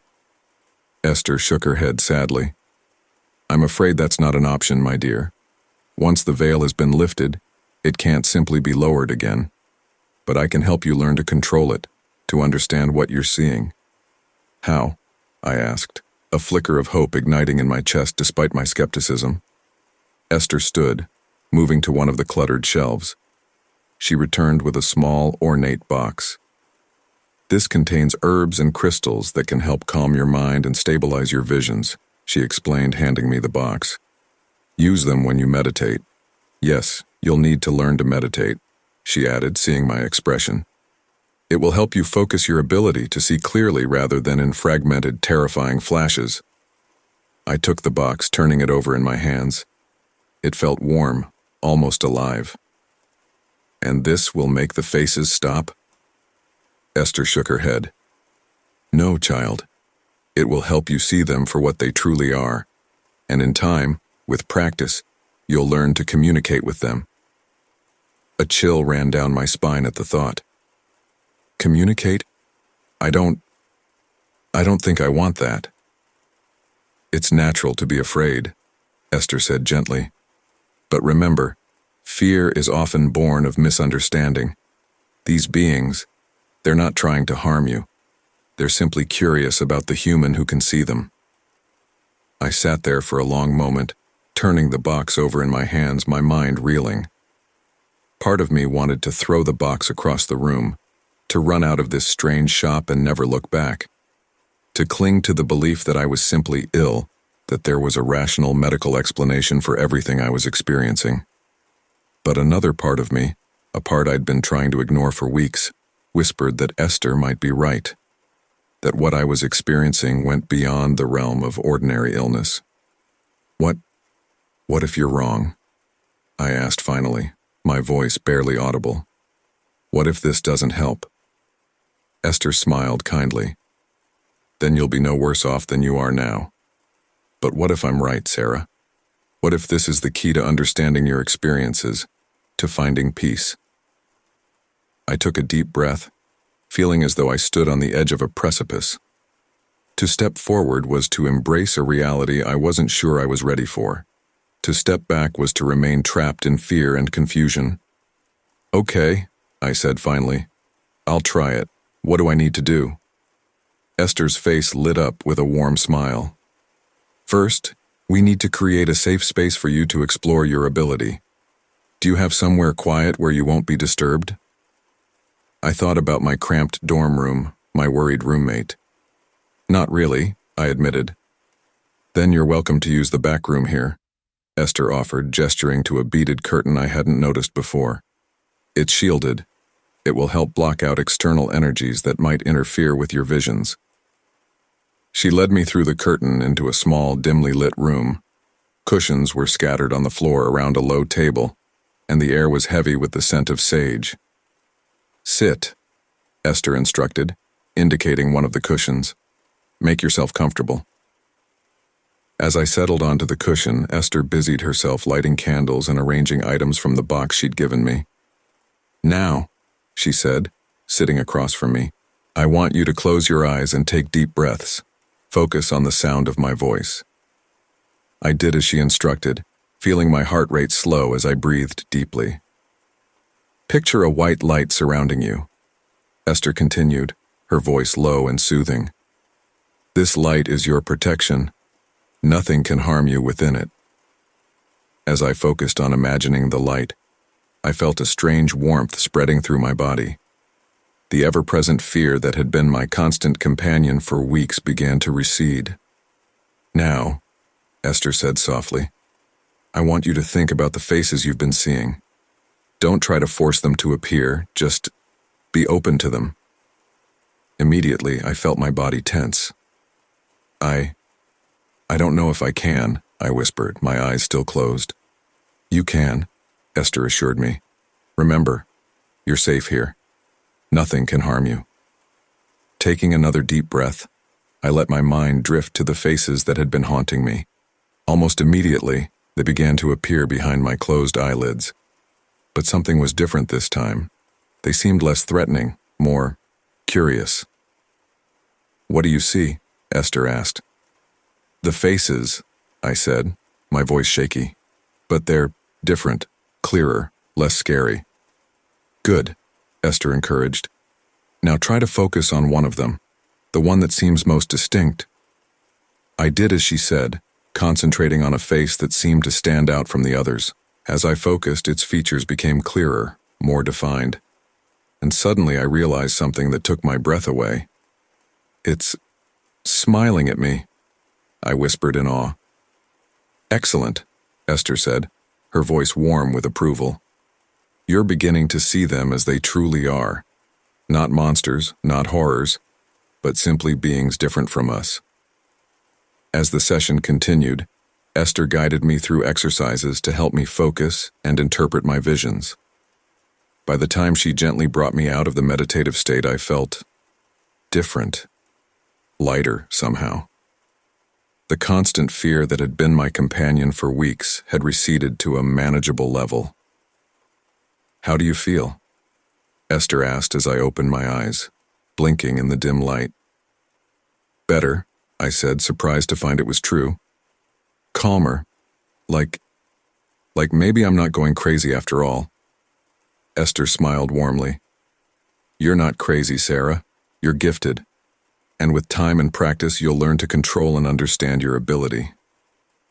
As I left the shop that day, the little box of herbs and crystals tucked safely in my bag, I felt a glimmer of hope for the first time in weeks.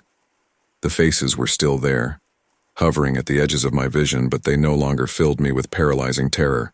I knew the road ahead wouldn't be easy. Learning to accept and control this gift would take time and patience, and I still wasn't entirely sure I believed everything Esther had told me. But as I walked home, the setting sun painting the sky in brilliant hues, I felt as though a weight had been lifted from my shoulders.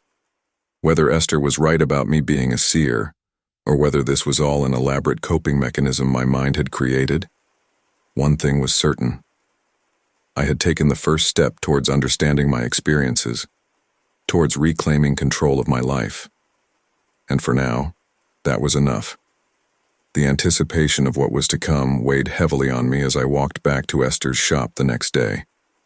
The strange sense of calm I'd felt after my initial visit had given way to a gnawing anxiety. I was about to delve deeper into the unknown, to confront the faces that had haunted my every waking moment. Could I truly handle what lay ahead? Esther greeted me with a warm smile as I entered the shop, her presence as comforting as it was mysterious. "Welcome back, Sarah. Are you ready to begin?" I nodded, though I wasn't entirely sure I was. "I think so. What do we need to do?" She led me back to the small room behind the beaded curtain, which was now dimly lit by dozens of flickering candles. The air was thick with the scent of sage and other herbs, creating an almost tangible aura of mysticism. In the center of the room, the round table was set with various items: crystals, herbs, bowls of water, and symbols drawn in what appeared to be chalk. "This is your sacred space," Esther said softly. "Today, we will prepare for a ritual that will help you gain control over your visions. This isn't about banishing the faces, but rather understanding them and learning how to manage your gift." I took a deep breath, trying to steady my nerves. "What do I need to do?" Esther handed me a small pouch filled with herbs. "First, we'll create a protective circle. This will help shield us from any negative energies that might try to interfere. Sprinkle these herbs around the perimeter of the room." I took the pouch and carefully followed her instructions, feeling a strange sense of purpose as I moved. The act of creating the circle felt both ancient and sacred, as if I was connecting to something much larger than myself. Once the circle was complete, Esther guided me to sit across from her at the table. She placed a large, clear crystal in the center, surrounded by smaller stones of various colors. "These crystals will help amplify your energy and focus your visions," she explained. "We'll also use specific herbs and oils to enhance your connection to the spiritual realm." She handed me a small vial of oil, its scent earthy and soothing. "Anoint your forehead and palms with this oil," she instructed. "As you do, focus on your intention, to understand your gift and gain control over your visions." I did as she said, feeling a warm, tingling sensation as the oil absorbed into my skin. The room seemed to hum with energy, a low, comforting vibration that resonated deep within me. Esther began to chant softly, her voice rhythmic and melodic. She sprinkled a mixture of herbs onto the crystal, then lit a bundle of sage, wafting the smoke around us in slow, deliberate movements. The atmosphere grew thicker, more charged with each passing moment. "Close your eyes, Sarah," she said gently. "Focus on your breathing. Inhale deeply, hold, and exhale slowly. With each breath, let go of any fear or doubt. Trust in the process." As I followed her instructions, I felt myself slipping into a meditative state. The familiar sense of dread that usually accompanied the appearance of the faces was strangely absent. Instead, I felt a growing curiosity, a desire to understand. "Now," Esther's voice seemed to echo from a distance, "invite the faces to come forward, not as threats but as beings seeking communication. Remember, you are in control here. This is your space." I took a deep breath and opened my mind, allowing the faces to emerge from the shadows of my consciousness. At first, they appeared as they always had, grotesque, distorted, and terrifying. But as I focused on Esther's soothing voice and the protective circle around us, something began to shift. The faces seemed less chaotic, their features more defined and stable. I could see eyes filled with curiosity rather than malice, mouths forming words that I couldn't quite understand but felt less threatening. It was as if a veil had been lifted, revealing a deeper layer of reality. "Can you see them, Sarah?" Esther asked softly. "Yes," I whispered. "But they're different, less frightening." "Good," Esther said. "Now try to communicate with them. Ask them why they're here, what they want." My heart pounded as I mentally reached out to the faces. "Why are you here?" I asked, my voice trembling slightly. "What do you want from me?" At first there was no response. Then slowly I began to sense thoughts and emotions that weren't my own. Images flashed through my mind, a vast, dark expanse filled with countless beings, each one unique yet connected by some invisible thread. They were reaching out, not in malice, but in a desperate attempt to be seen, to be understood. "They're lost," I said, tears springing to my eyes. "They're trying to find their way, to communicate with someone who can see them." Esther nodded, her expression one of deep understanding. "You are their bridge, Sarah. The one who can help them find their way. It's a heavy burden, but also a profound gift." I felt a surge of emotion, a mixture of sorrow and compassion for these lost souls.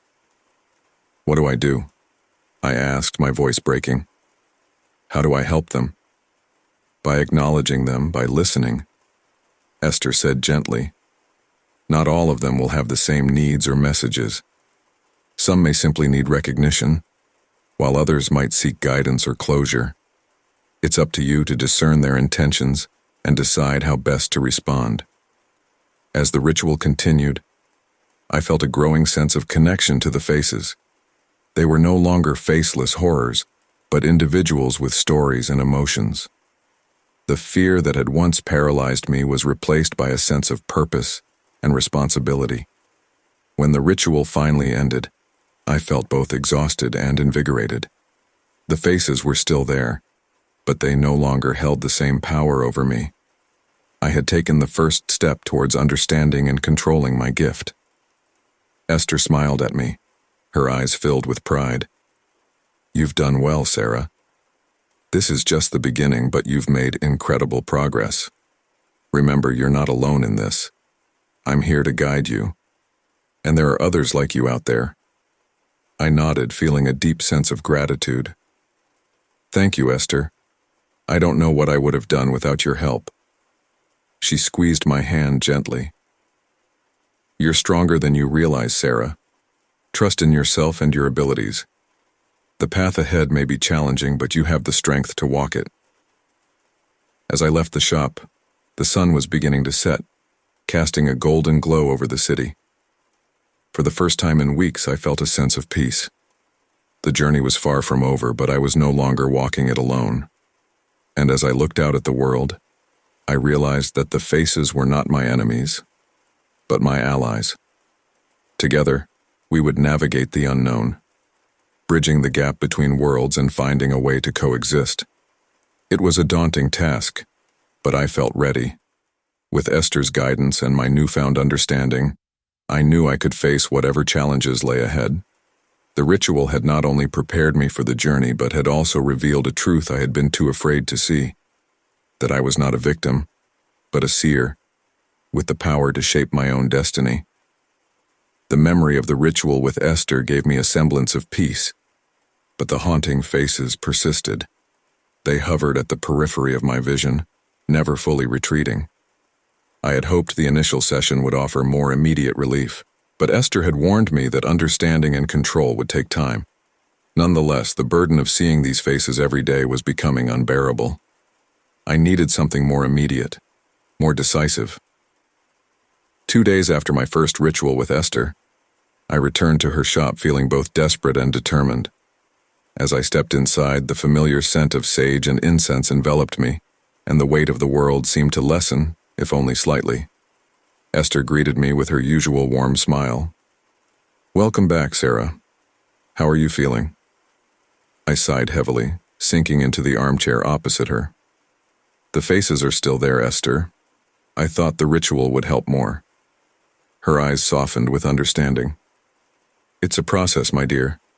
These things take time. But I can see that you're struggling. Perhaps it's time for a more intense cleansing attempt." My heart quickened at her words. "What do you mean?" Esther leaned forward, her voice low and serious.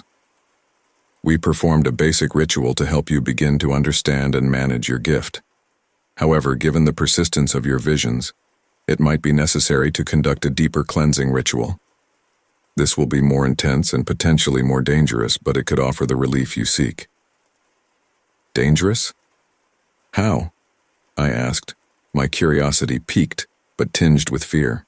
"The ritual will involve invoking stronger energies and spirits. It will be physically and mentally taxing, and there's a risk that the entities you're seeing could become more agitated. But with proper guidance and protection, we can manage it." I took a deep breath, weighing my options. The thought of facing even more intense visions was terrifying, but so was the idea of continuing to live in constant fear. "Let's do it," I said finally. "I can't go on like this." Esther nodded solemnly. "Very well. We'll need to prepare thoroughly. This isn't something we can rush." Over the next few days, Esther and I gathered the necessary ingredients and tools for the cleansing ritual. We needed special herbs, oils, crystals, and other items that I couldn't even pronounce. Each evening, I found myself in Esther's shop learning more about the spiritual world and my role as a seer. Finally, the night of the ritual arrived. The shop was closed to customers, and Esther had transformed the back room into a sacred space unlike anything I had seen before. The air was thick with the scent of burning sage and other herbs, and the room was bathed in the flickering light of dozens of candles. The round table was covered in intricate symbols drawn in chalk, and the crystal from the previous ritual was now surrounded by smaller stones and various herbs. "Are you ready, Sarah?" Esther asked, her eyes searching mine. I nodded, though my heart pounded in my chest. "Yes, let's do this." Esther guided me to sit in the center of the room, within a large circle she had drawn on the floor. She anointed my forehead and palms with a mixture of oils, the scent both calming and invigorating. "Remember, you are in control here," she said softly. "The spirits may try to frighten you, but you must remain strong." I nodded again, closing my eyes and taking deep, steadying breaths. Esther began to chant in a language I didn't recognize, her voice rhythmic and soothing. As she chanted, she moved around the circle, sprinkling herbs and using a bundle of sage to waft smoke over me. The air grew heavier and I felt a strange tingling sensation spread through my body. The faces began to appear, more vivid and intense than ever before. They swirled around me, their features twisted in grotesque expressions. But this time I didn't flinch. I focused on Esther's voice and the protective circle around me. "Spirits of the other realm," Esther intoned, her voice strong and commanding, "we seek your presence and your understanding. We call upon you to reveal your intentions and to find peace within this space." The faces seemed to pause, their movements slowing as if they were listening. I felt a surge of hope. Perhaps this would work after all. Suddenly, one of the faces lunged forward, its mouth open in a silent scream. I gasped, my heart racing, but Esther's voice kept me grounded. "Do not fear, Sarah. They are testing you. Stand firm." I took a deep breath and focused on the face, trying to see beyond the terror. As I did, the face seemed to change. The grotesque features softened, revealing a more human-like visage. The eyes, once empty and hollow, now held a glimmer of emotion.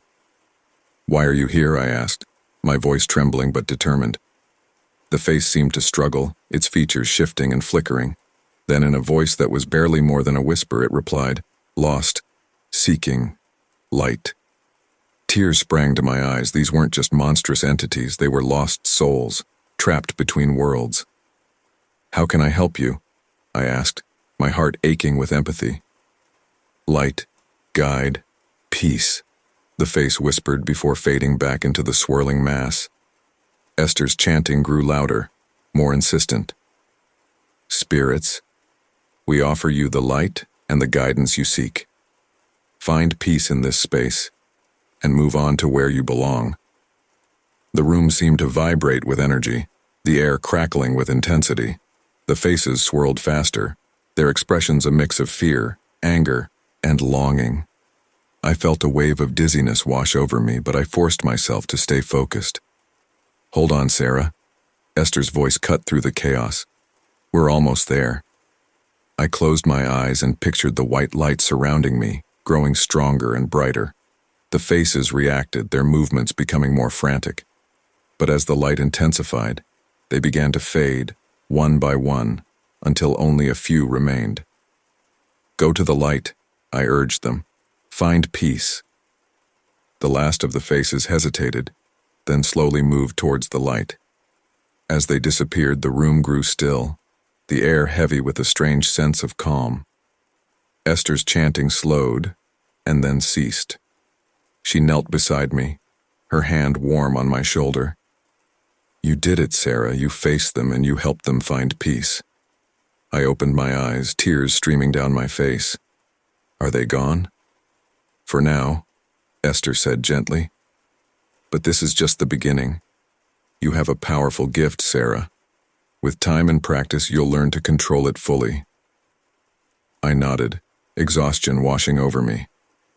The ritual had taken everything out of me, but for the first time in weeks, I felt a sense of hope. The faces might return, but I now knew I had the strength to face them and help them find peace. Esther helped me to my feet and led me to a chair. "Rest now. You've done incredibly well." I sank into the chair, my body trembling with fatigue. "Thank you, Esther. I couldn't have done this without you." She smiled warmly. "You're stronger than you realize, Sarah. But remember, you're not alone. I'm here for you, and there are others like you out there. Together, we'll navigate this path." As I sat there, the candles flickering softly around us, I felt a deep sense of gratitude.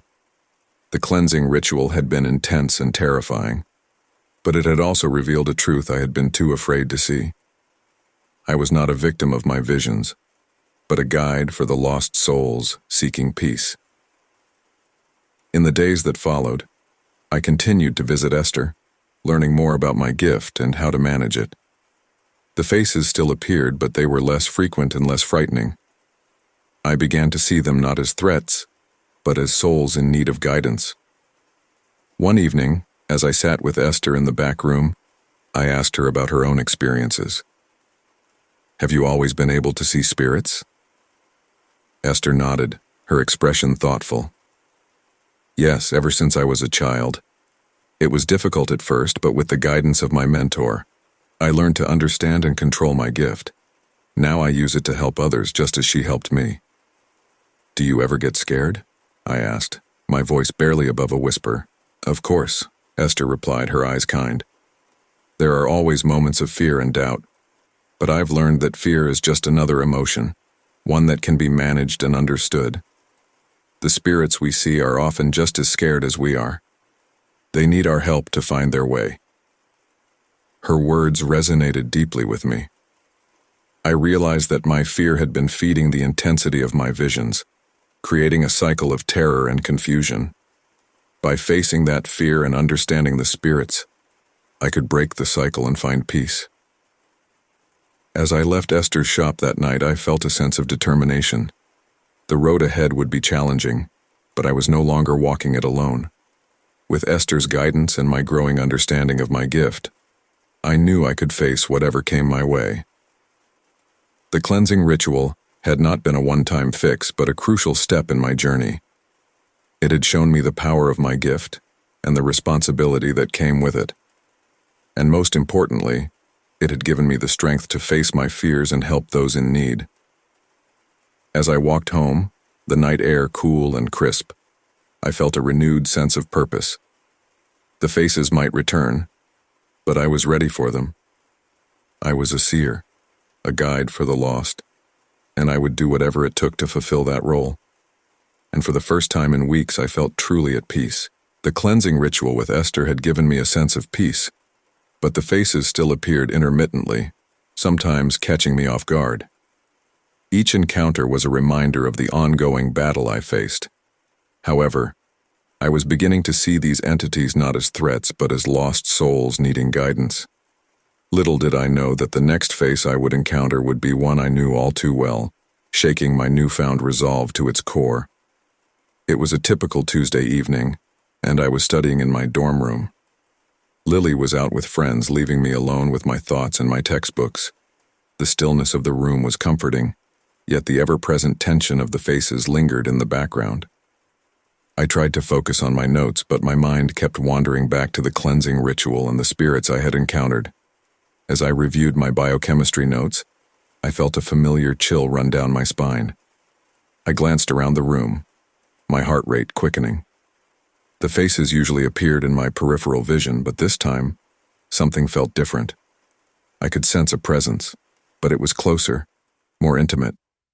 I closed my eyes, taking a deep breath to steady myself. When I opened them, a face materialized right in front of me, hovering just inches away. My breath caught in my throat as I recognized the features. It was Emily, a classmate and friend who had died in a car accident 6 months ago. "Emily," I whispered, my voice trembling. The face seemed to respond to my recognition, its features softening. Emily's eyes, once vibrant and full of life, now held a haunted, desperate look. Her mouth moved, but no sound came out. I reached out instinctively, my fingers passing through her translucent form. "Emily, is it really you?" I asked, tears welling up in my eyes. The apparition nodded slowly, her eyes pleading. I felt a surge of emotions, grief, confusion, and an overwhelming sense of sadness.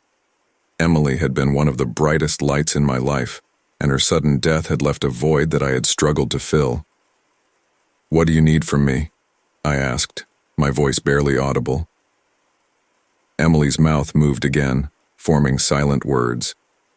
I concentrated, trying to understand. It felt like she was trying to communicate something urgent, something that had been left unresolved. Are you stuck?" I asked, trying to piece together her silent pleas. Emily's eyes widened, and she nodded more vigorously. She seemed to be mouthing the word, "help." Okay, I said, trying to calm both her and myself. "I'll help you. Just tell me how." At that moment, the door to my dorm room opened, and Lily walked in. She took one look at me, pale and teary-eyed, and then at the space where Emily's apparition hovered. "Sarah, what's going on?" Lily asked, concern etched on her face. I didn't want to startle her, but there was no avoiding the truth. "Lily, it's Emily. She's here." Lily's eyes widened in shock. "Emily? But she passed away." "I know," I said, my voice shaking, "but her spirit is here and she needs our help." Lily took a deep breath, her expression a mix of fear and determination. "Okay, what do we need to do?" I turned back to Emily, who was watching us intently. "We need to find out what's keeping her here," I said. "There must be something she needs to resolve." Emily's form flickered and she seemed to be pointing towards my desk. I followed her gesture and saw a photo frame lying face down. It was a picture of Emily and me from our first year of college, laughing and carefree. I picked it up, feeling a pang of loss. "Is this what you wanted me to see?" I asked, holding up the photo. Emily nodded, her expression softening. She pointed at the photo again, then at her own chest, and finally towards the door. It was as if she was trying to tell me something about the past, something personal. I racked my brain, trying to remember if there was anything significant about that day. Then it hit me. This photo was taken the day before Emily's accident. We had spent the entire day together, talking about our dreams and fears. Emily had confided in me about something that had been troubling her, but in the chaos of her death, I had buried the memory deep inside. "Lily, can you get my journal from the top drawer?" I asked, a plan forming in my mind. Lily quickly retrieved the journal and handed it to me. I flipped through the pages until I found the entry from that day. As I read, the memories came flooding back. "Emily told me she was worried about her younger sister, Sophie," I said, my voice trembling. "She felt guilty because they had a fight, and she never got the chance to make things right." Emily's apparition seemed to glow brighter as I spoke, her eyes filled with gratitude. It was clear that this unresolved guilt was what had been keeping her spirit tethered to this world. "I understand now," I said, looking directly at Emily. "You want me to help Sophie to make sure she's okay?" Emily nodded, her form shimmering with what seemed like relief. I felt a sense of purpose, knowing what I needed to do. "Lily, we need to find Sophie," I said, determination in my voice. "Emily's spirit won't rest until she knows her sister is safe and happy." Lily nodded, her own fear replaced with resolve. "Let's do it. We'll find Sophie and make things right." The next day, Lily and I began our search for Sophie. I knew she had transferred to a different college after Emily's death, but I wasn't sure where. We started by reaching out to mutual friends and checking social media profiles. It took some time, but eventually, we found her contact information. I sent Sophie a message, explaining who I was and that I needed to talk to her about something important related to Emily. It felt strange and invasive, but I knew it was necessary. To my surprise, Sophie responded quickly. She agreed to meet us at a coffee shop near her campus. The day of the meeting, my heart raced with a mixture of anxiety and hope. I wasn't sure how Sophie would react to what I had to say, but I knew I had to try. Lily and I arrived at the coffee shop early, finding a quiet corner where we could talk privately. When Sophie walked in, my heart ached at the sight of her. She looked so much like Emily, with the same bright eyes and warm smile, but there was a shadow of sadness that hadn't been there before. "Sarah, right?" Sophie said, approaching our table. I stood up and nodded. "Yes, and this is my friend Lily. Thank you for meeting us." Sophie sat down, her expression curious, but guarded. "You said you wanted to talk about Emily?" I took a deep breath, choosing my words carefully. "Sophie, this might sound strange, but I've been seeing Emily's spirit. She's been trying to communicate with me, and I think she has something important she needs you to know." Sophie's eyes widened in shock. "You've seen Emily? But how?" "I know it sounds unbelievable," I said quickly, "but I wouldn't lie about something like this. Emily's spirit is still here because she feels guilty about the last time you spoke. She wanted to make sure you're okay and to apologize for not being there." Tears welled up in Sophie's eyes, and she looked away, trying to compose herself. "We had a big fight the day before she died. She wanted me to stay at her place that night, but I was so angry. I left without saying goodbye. I reached out and took her hand, my own eyes filling with tears. Emily told me about that day. She felt terrible about the fight, and she never got the chance to make it right. She wants you to know that she's sorry and that she loves you." Sophie's shoulders shook with silent sobs, and she squeezed my hand tightly. "I miss her so much. I felt so guilty, thinking it was my fault." "It's not your fault," I said gently. "Emily doesn't blame you. She just wants you to be happy and to know that she's at peace." Sophie wiped her tears and nodded, a small, grateful smile breaking through the sadness. "Thank you, Sarah. I needed to hear that."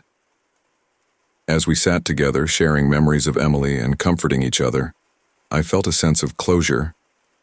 I glanced around the coffee shop, half expecting to see Emily's spirit watching over us. Instead, I felt a warm presence, a sense of peace that told me she was finally at rest. After our meeting with Sophie, I walked back to my dorm with Lily, feeling a lightness I hadn't experienced in months. "You did a good thing today, Sarah," Lily said, squeezing my shoulder. "Emily's spirit can rest now thanks to you." I smiled, feeling a deep sense of gratitude. "I couldn't have done it without you, Lily. You've been my rock through all of this." Lily grinned. "Anytime. Besides, it's not every day you get to help a friend find peace from beyond the grave." We both laughed, the tension of the past weeks finally breaking. As we entered our dorm, I felt a sense of normalcy returning. The faces were still there, but they felt less threatening, more like echoes of souls seeking guidance rather than harbingers of doom. That night, as I lay in bed, I closed my eyes and reached out with my mind, inviting any spirits who needed help to come forward. A few faces appeared, but none were as intense or desperate as Emily's had been.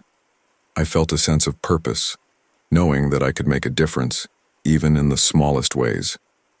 The journey ahead was still uncertain, but I was no longer afraid. With Esther's guidance and the support of my friends, I knew I could navigate the challenges of being a seer. Each spirit I encountered was an opportunity to bring peace and understanding, not just to them, but to myself as well. As I drifted off to sleep, I felt a warm, comforting presence surrounding me.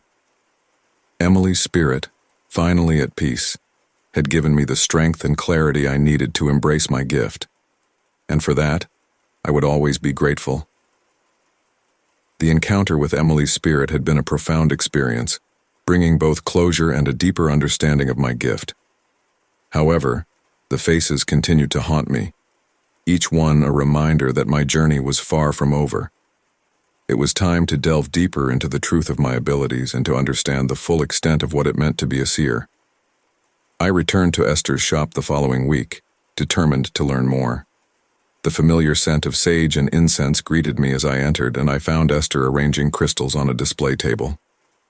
"Sarah, it's good to see you," she said warmly, setting down a large amethyst. "How have you been?"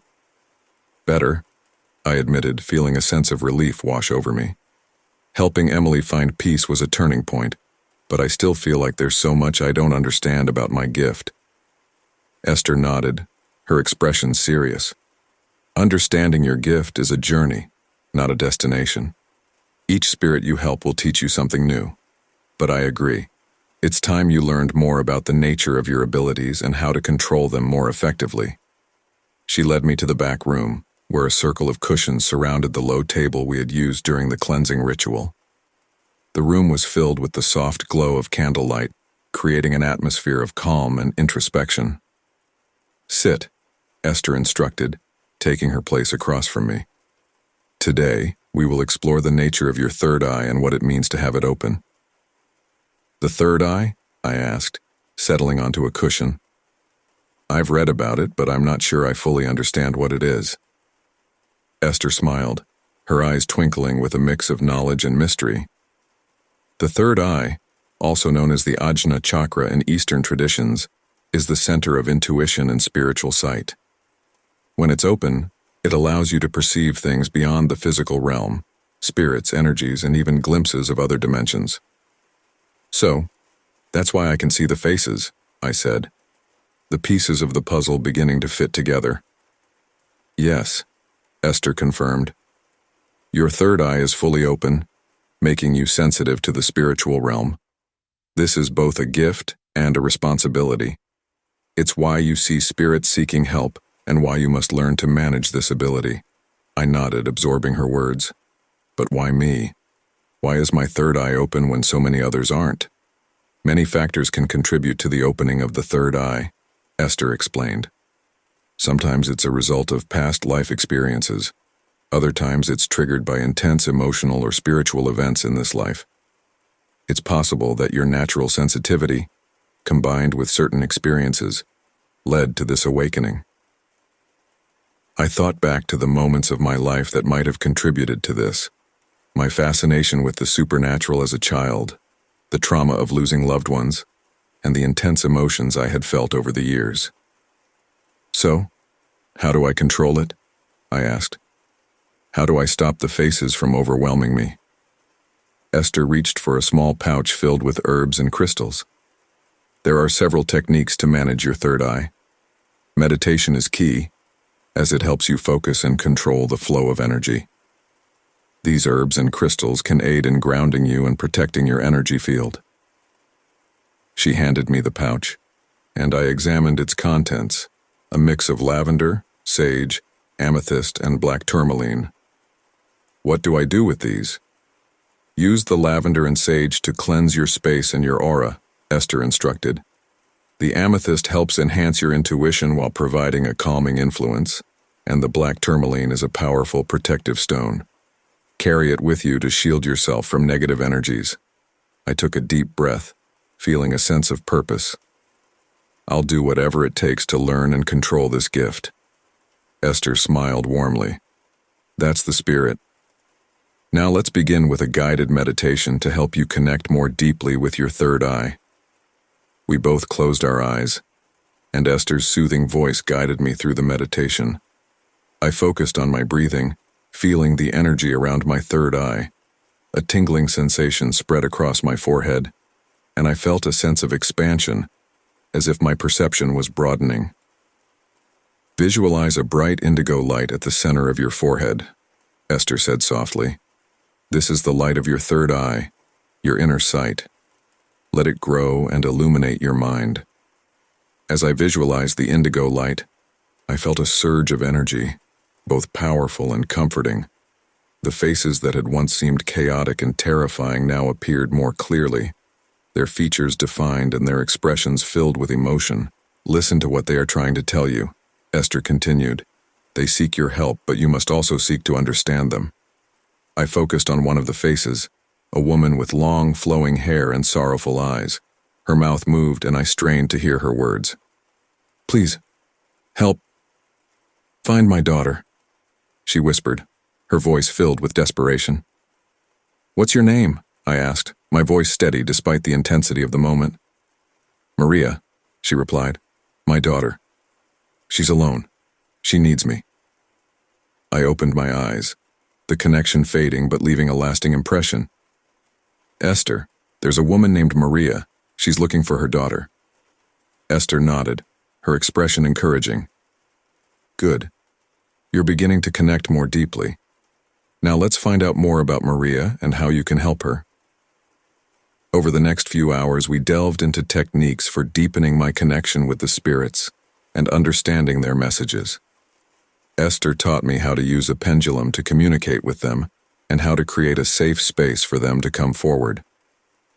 As the session came to an end, I felt a mixture of exhaustion and exhilaration. I was beginning to see the truth of my gift and the responsibility it entailed. "Thank you, Esther," I said, feeling a deep sense of gratitude. "I couldn't have done this without you." "You're doing wonderfully, Sarah," Esther replied, her eyes filled with pride. "Remember, this is just the beginning. Trust in your abilities and continue to seek understanding." I left the shop that evening with a newfound sense of purpose. The faces were no longer just random apparitions, they were souls seeking help, and I was the one who could provide it. As I walked back to my dorm, I felt a familiar presence beside me. Emily's spirit appeared, her form shimmering with a gentle light. "Thank you," she said, her voice soft and filled with gratitude. "You helped me find peace, and now you're helping others." I smiled, feeling a warm glow in my heart. "It's because of you, Emily. You showed me the way." Emily's form began to fade, but her presence lingered. "You're stronger than you know, Sarah. Trust in yourself." With those words, she disappeared, leaving me with a sense of peace and determination. I knew that my journey as a seer was just beginning, but I was ready to face whatever challenges lay ahead. The next day, I woke up early, eager to continue my training. I decided to visit the university library to research more about the third eye and its significance across different cultures. The library was a quiet haven, filled with the scent of old books and the soft hum of activity. As I browsed the shelves, I found several books on chakras, meditation, and spiritual sight. I settled into a corner with a stack of books and began to read. Each page provided new insights and techniques for managing my gift. I learned about the importance of grounding, the role of energy centers in the body, and the various ways different cultures had approached spiritual sight. Hours passed, and I was completely engrossed in my reading when a familiar voice broke my concentration. "Sarah, what are you doing here?" I looked up to see Alex, my lab partner, standing beside me with a curious expression. Alex had always been supportive, but I hadn't told him about my abilities or the spirits I was seeing. "Hey, Alex," I said, trying to sound casual. "Just doing some research for a project." Alex raised an eyebrow. "On chakras and spiritual sight?" I hesitated, then decided it was time to be honest. "Actually, there's something I need to tell you. It's a bit unusual." He pulled up a chair and sat down, his expression serious. "I'm listening." Taking a deep breath, I recounted my experiences with the faces, the encounter with Emily's spirit, and my training with Esther. Alex listened intently, his eyes widening with each revelation. "Wow," he said when I finished. "That's a lot to take in, but it makes sense in a way. You've always had this intense intuitive energy about you." I smiled, feeling relieved by his acceptance. "Thanks, Alex. It's been a lot to process, but I'm starting to understand it better." He leaned forward, his eyes filled with curiosity. "So, what's next?" How can I help? I felt a surge of gratitude for his support. Right now, I'm trying to learn as much as I can about the third eye and how to control my gift. Maybe you could help me with some of the research? Absolutely, Alex said with a grin. Consider me your research assistant. Together, we spent the rest of the afternoon poring over books and articles, discussing different theories and techniques. Alex's enthusiasm was infectious, and I felt a renewed sense of determination. As evening approached, we decided to take a break and grab some dinner. We headed to a nearby cafe, the conversation flowing easily between us. For the first time in weeks, I felt like I was reclaiming a sense of normalcy in my life. Over dinner, Alex asked, "Have you thought about how you're going to use your gift moving forward? Like, is there a specific way you want to help these spirits?" I nodded, stirring my tea thoughtfully. I want to help them find peace, just like I did with Emily. Each spirit has a story, something that's keeping them from moving on. If I can understand their needs and help them resolve their issues, I think I can make a real difference. Alex's eyes shone with admiration. "That's incredible, Sarah. You're doing something really important." "Thanks, Alex," I said, feeling a warmth spread through me. I couldn't do it without the support of my friends. As we finished our meal and prepared to leave, I felt a familiar tingling sensation. I glanced around the cafe, my eyes narrowing as I scanned the room. Near the entrance, a face appeared, its features twisted in pain. "Alex," I said quietly, "I think there's a spirit here."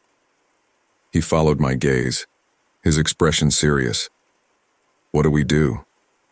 "Let's go talk to it," I said, feeling a mix of excitement and apprehension. We approached the entrance, and the spirit's face became clearer. It was a young man, his eyes filled with sorrow. As we got closer, he began to speak, his voice barely a whisper. "Help me. Find my brother," he said, his voice trembling with emotion. I felt a surge of empathy. "What's your name?" I asked gently. "Daniel," he replied. "My brother. He's in danger." My heart raced. This was the first time a spirit had given me such a clear and urgent message. I turned to Alex, who nodded, his expression determined. "We'll help you, Daniel," I said, my voice steady. "Tell us where to find your brother." Daniel's spirit seemed to relax slightly, and he provided us with a name and location. His brother, Mark, was in a nearby neighborhood, and Daniel believed he was involved in something dangerous. "We need to find Mark," I said to Alex, my mind racing with possibilities. If Daniel's right, he could be in serious trouble. Alex nodded. "Let's go. We'll figure this out together." We left the cafe and headed to the address Daniel had given us. The neighborhood was quiet, with rows of houses that all looked similar. As we approached Mark's house, I felt a growing sense of urgency. "Mark?" I called out, knocking on the door. "Are you home?" There was no response. I tried the door, and to my surprise, it was unlocked. We exchanged a worried glance before stepping inside. The house was dark and eerily silent. We moved cautiously through the rooms, calling out for Mark. Finally, we found him in the living room, slumped over on the couch, surrounded by empty bottles and pill containers. "Mark!" I shouted, rushing to his side. "Alex, call 911!" Alex quickly dialed the emergency number while I checked Mark's pulse. It was weak, but still there. I shook him gently, trying to rouse him. "Mark, stay with me," I pleaded. "Help is on the way." As the paramedics arrived and took over, I felt Daniel's spirit beside me, his presence filled with gratitude. "Thank you," he whispered. "You saved him." I smiled, tears streaming down my face. "You did too, Daniel. You guided us here." With that, Daniel's spirit began to fade, his form shimmering with a peaceful light. "Goodbye, Sarah. Thank you for everything." As he disappeared, I felt a deep sense of fulfillment. This was what it meant to be a seer, to bridge the gap between worlds and bring peace to those in need. As Alex and I watched the paramedics take Mark to the hospital, I felt a renewed sense of purpose. The truth of my gift had been revealed, and I knew that with each spirit I helped, I was fulfilling a destiny greater than myself. "Ready for the next adventure?" Alex asked, his eyes shining with excitement. I nodded, feeling a surge of determination. "Absolutely. Let's go make a difference." Together we walked into the night, ready to face whatever challenges lay ahead. The journey of understanding my gift had just begun, but with each step, I felt more confident and more connected to the spirits I was meant to help. The truth had been revealed, and I was ready to embrace it fully. The understanding I had gained from my sessions with Esther gave me confidence and purpose. However, the more I delved into my abilities as a seer, the more complex and dangerous the encounters with spirits became. One night, I experienced a terrifying close call with possession that tested the limits of my control and strength. It began on an unusually warm autumn evening. I had just returned to my dorm after another session with Esther, feeling exhausted but determined. The faces had been more active recently, their pleas and messages becoming increasingly urgent. Despite my growing understanding of my gift, the constant presence of these spirits was taking a toll on me. Lily was out with friends, so I had the dorm to myself. I decided to take a shower, hoping the hot water would help me relax. As the steam filled the small bathroom, I closed my eyes and let the water wash over me, trying to clear my mind. But the moment I closed my eyes, a face appeared, closer and more vivid than ever before. It was a man, his features twisted in rage and desperation. His eyes burned with a feral intensity that sent a chill down my spine. I opened my eyes and gasped, stumbling back against the tiled wall.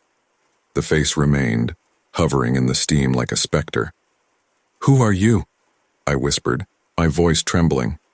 The spirit's eyes narrowed and he bared his teeth in a snarl. "I need your body," he growled, his voice echoing in the small space. "Let me in." Panic surged through me. I had never encountered a spirit this aggressive. I reached for the shower handle, turning off the water and wrapping a towel around myself. "You can't have my body," I said, trying to sound more confident than I felt. "You need to move on." The spirit's form wavered, but he didn't disappear. Instead, he surged forward, his face inches from mine. "You don't understand," he hissed. "I need a body to finish what I started. You will give it to me." I felt a pressure against my chest, as if an invisible force was trying to push its way inside me. My heart pounded and my mind raced. Esther had warned me about the dangers of possession, but I hadn't fully grasped what it meant until now. "Get out!" I shouted, stumbling out of the bathroom and into my room. "You're not welcome here." The spirit followed, his presence growing stronger.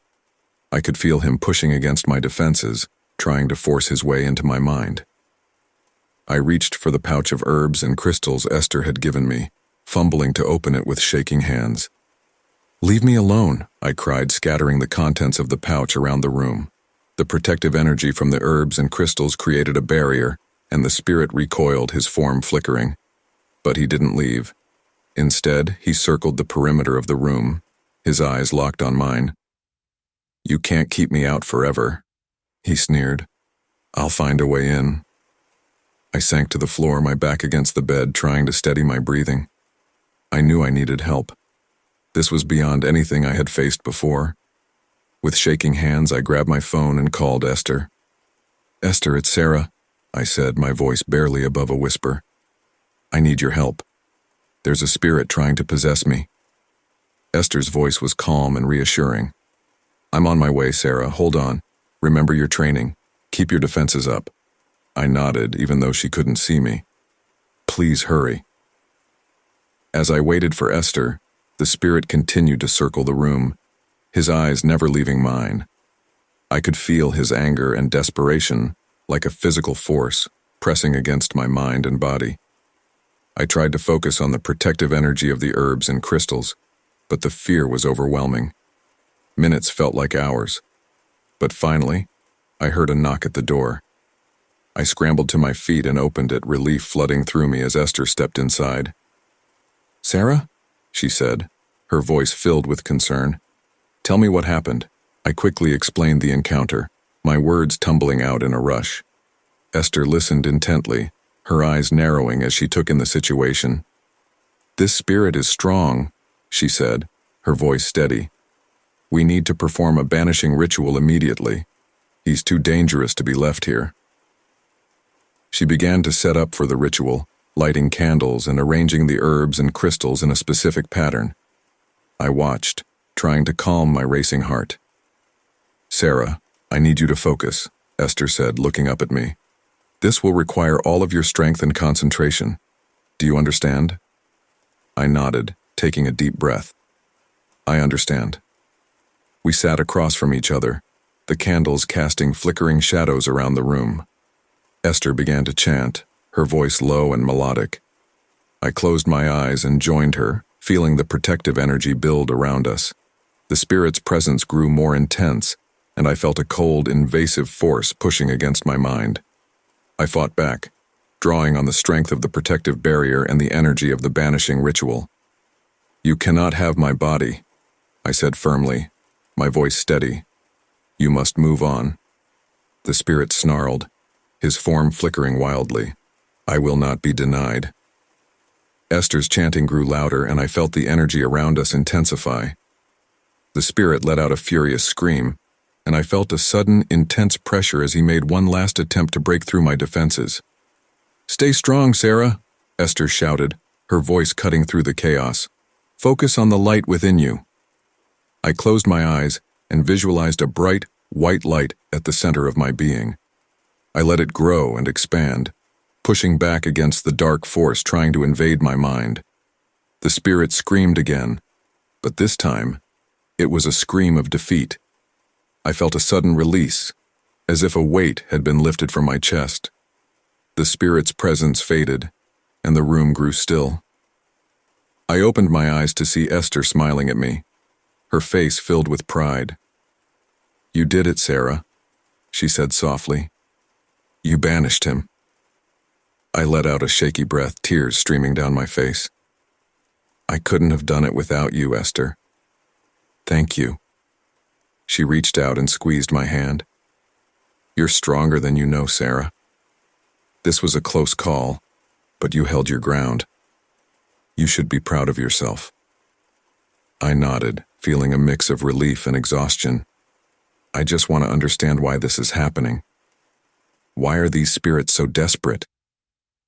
Esther's expression grew serious. Spirits that attempt possession are often driven by intense emotions: anger, fear, desperation. They see an open third eye as a gateway, a chance to fulfill their unresolved desires. It's rare, but it can happen, especially if the spirit is particularly strong or desperate. I shuddered at the thought.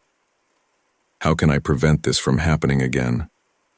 "Strengthening your defenses is key," Esther said. "Regular meditation, grounding exercises, and keeping protective herbs and crystals close by will help. But most importantly, trust in your own strength. You have the power to protect yourself." I took her words to heart, determined to never let myself be vulnerable to such an attack again. Over the next few days, I focused on strengthening my defenses, meditating daily and carrying protective stones with me wherever I went. One evening, as I sat in my room, practicing a grounding exercise Esther had taught me, Lily walked in. She took one look at my serious expression and raised an eyebrow. "Another spirit encounter?" she asked, sitting down beside me. I nodded. "Yeah, but this one was different. He tried to possess me." Lily's eyes widened in shock. "What, are you okay?" "I'm fine now," I said, giving her a reassuring smile. "Esther helped me banish him. It was a close call, though." Lily reached out and squeezed my hand. "I'm glad you're okay, Sarah. This whole thing is so intense. I wish there was more I could do to help." "You're already helping just by being here," I said, feeling a surge of gratitude. "Having you around makes a big difference." Lily smiled, her eyes filled with warmth. "Anytime. We're in this together." The close call with possession had been a terrifying experience, but it had also strengthened my resolve. I was beginning to understand the full extent of my gift and the dangers that came with it. With Esther's guidance and Lily's support, I knew I could face whatever challenges lay ahead. As the weeks passed, I continued to hone my skills and strengthen my defenses. Each encounter with a spirit taught me something new, and I grew more confident in my abilities. The fear that had once paralyzed me was replaced with a sense of purpose and determination.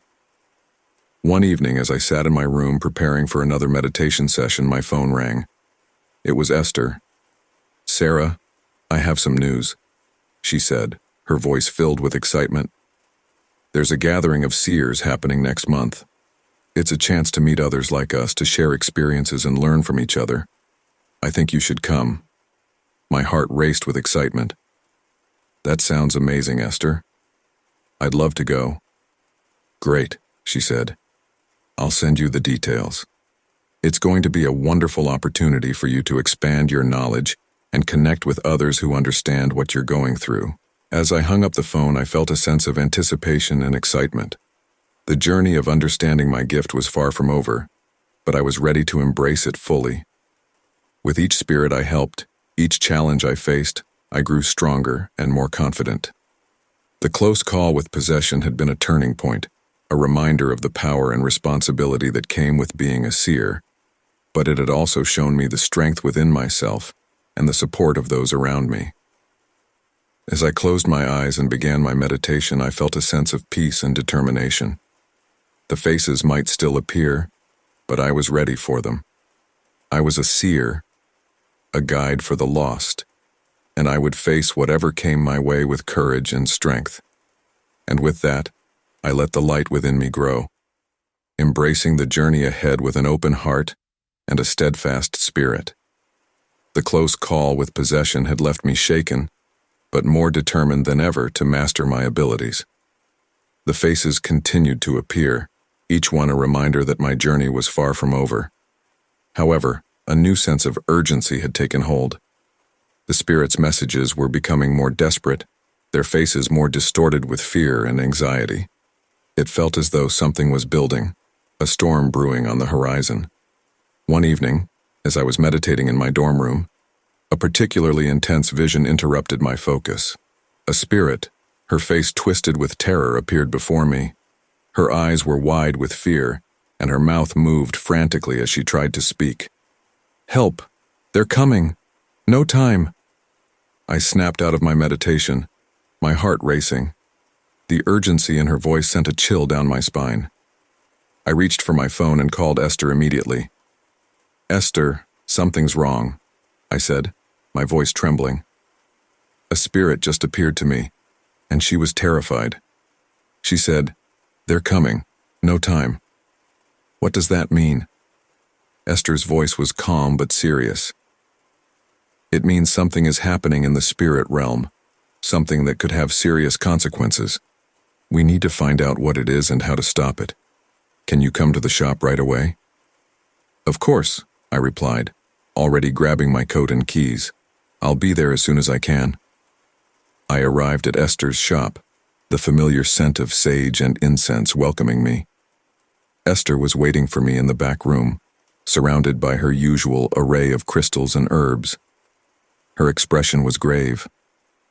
"Sarah, I believe the spirits are trying to warn us about an impending event," she said as she gestured for me to sit down. "We need to connect with them and understand the nature of this threat." I nodded, my mind racing with possibilities. "What do we need to do?" "We'll perform a séance," Esther explained. "It will allow us to communicate directly with the spirits and gather more information. This will be more intense than our usual sessions, so prepare yourself." As we set up for the séance, I felt a mix of fear and determination. The faces had never conveyed such urgency before, and I knew we were racing against time. Esther lit candles and arranged the crystals in a circle around us. She took my hands in hers and began to chant softly, her voice steady and reassuring. I closed my eyes and focused on my breathing, feeling the energy in the room shift and intensify. "Spirits of the other realm, we seek your guidance," Esther intoned. We ask you to reveal the nature of the threat and how we can prevent it. Come forward and speak to us." The air grew heavy, and I felt a familiar tingling sensation as the spirits began to gather. Faces appeared in the flickering candlelight, their expressions filled with fear and urgency. One spirit, a young woman with long, flowing hair, stepped forward. "The veil is weakening," she said, her voice echoing around us. "Dark forces are trying to break through. If they succeed, it will bring chaos to both realms." Esther's grip on my hands tightened. "How can we stop them?" "The ritual," the spirit replied. "You must perform the ritual to strengthen the veil. There is little time left." "What ritual?" I asked, my heart pounding. "Tell us what to do." The spirit's form flickered, her energy fading. "In the old texts, the ritual of protection, find it, and you will know." As the spirit disappeared, I turned to Esther. "The old texts? Do you know what she means?" Esther nodded, her expression thoughtful. "Yes, I have a collection of ancient texts that may contain the information we need. We'll start there." We spent the next several hours poring over Esther's collection of old books and manuscripts. The texts were written in various languages, some of which were nearly impossible to decipher. But with Esther's guidance and my determination, we slowly began to piece together the details of the ritual. "Here it is," Esther said finally, her finger tracing a passage in a weathered manuscript. "The ritual of protection. It's designed to strengthen the veil between the realms and prevent dark forces from breaking through." I leaned in, reading the passage over her shoulder. "What do we need for the ritual?" "Several rare ingredients," Esther replied, her brow furrowing. "White sage, black salt, dragon's blood resin, and a few others. Some of these will be difficult to find." "We don't have much time," I said, the urgency of the spirit's warning pressing on my mind. "We need to gather these ingredients as quickly as possible." Esther nodded. "I'll contact some trusted suppliers. In the meantime, we should prepare everything else we can." As Esther made calls, I gathered the items we already had on hand and began to set up the space for the ritual. The air was thick with tension, and I couldn't shake the feeling that we were racing against an invisible clock. By the time Esther returned, it was late, and I was exhausted, but there was no time to rest. We had to complete the ritual before it was too late. "I've managed to get most of the ingredients," Esther said, her arms filled with packages, "but we're still missing the dragon's blood resin. There's a shop across town that might have it, but they close soon." "I'll go," I said, grabbing my coat. "We can't afford to wait." Esther handed me a slip of paper with the shop's address. "Be careful, Sarah. Time is running out." I nodded and hurried out the door, my mind focused on the task at hand. The streets were nearly empty as I made my way across town, the cool night air a stark contrast to the heat of the day's events. When I reached the shop, the lights were still on, and the door was slightly ajar. I stepped inside, the bell above the door jingling softly. "Hello?" I called out, my voice echoing in the dimly lit space. An elderly woman appeared from behind a counter, her eyes sharp and curious. "Can I help you?" "I'm looking for dragon's blood resin," I said, my voice steady. "It's urgent." The woman studied me for a moment before nodding. "I have some in the back. Wait here." As she disappeared into the back room, I felt a familiar tingling sensation. I turned to see a spirit standing in the corner, his face filled with desperation. "Hurry," he urged, his voice a mere whisper. "Time is running out." The woman returned with a small jar of red resin. "This is what you need," she said, handing it to me. I paid for the resin and thanked her, hurrying back to Esther's shop with the spirit's warning echoing in my mind. When I arrived, Esther was waiting for me, the space prepared for the ritual. "You got it," she said, relief evident in her voice. "Let's begin." We arranged the ingredients in a specific pattern, following the instructions from the ancient text. Esther lit the candles and incense, and we sat within the circle, our hands joined. "Spirits of the other realm, Esther began, her voice steady and commanding. "We call upon you to aid us in this ritual, strengthen the veil and protect our worlds from the dark forces that seek to break through." I closed my eyes, focusing on the energy around us. I could feel the presence of the spirits, their collective strength adding to our own. The air grew heavy, and a low hum filled the room as the ritual progressed. As we chanted, the faces of the spirits appeared around us, their expressions filled with hope and determination. I could feel their energy merging with ours, creating a powerful barrier. The hum grew louder and the candles flickered wildly. The air crackled with energy, and I felt a surge of power course through me. The spirits' faces grew brighter, their forms more defined. "Now, Sarah," Esther shouted over the din. "Focus your energy on the veil. Strengthen it with all your might." I concentrated, visualizing the veil as a shimmering barrier between our world and the spirit realm. I poured all my energy into it, feeling the power build and intensify. The hum reached a crescendo, and a blinding light filled the room. The spirits' faces merged into the light, their energy becoming one with the barrier. The pressure in the room intensified, and I felt a sudden, powerful release as the energy surged outward. When the light faded, the room was still and quiet. The candles had burned down to stubs, and the air was filled with the scent of sage and incense. Esther looked at me, her eyes filled with pride and relief. "We did it, Sarah. The veil is strengthened." I let out a shaky breath, tears streaming down my face. "We did it." The spirits' faces appeared one last time, their expressions filled with gratitude. "Thank you," they whispered in unison before fading away. As the room returned to normal, I felt a deep sense of accomplishment and peace. The race against time had been a test of my abilities and strength, but we had succeeded. The veil was secure, and the dark forces had been thwarted. Esther squeezed my hand, her eyes shining with pride. "You were incredible, Sarah. Your strength and determination made all the difference." I smiled, feeling a warmth spread through me.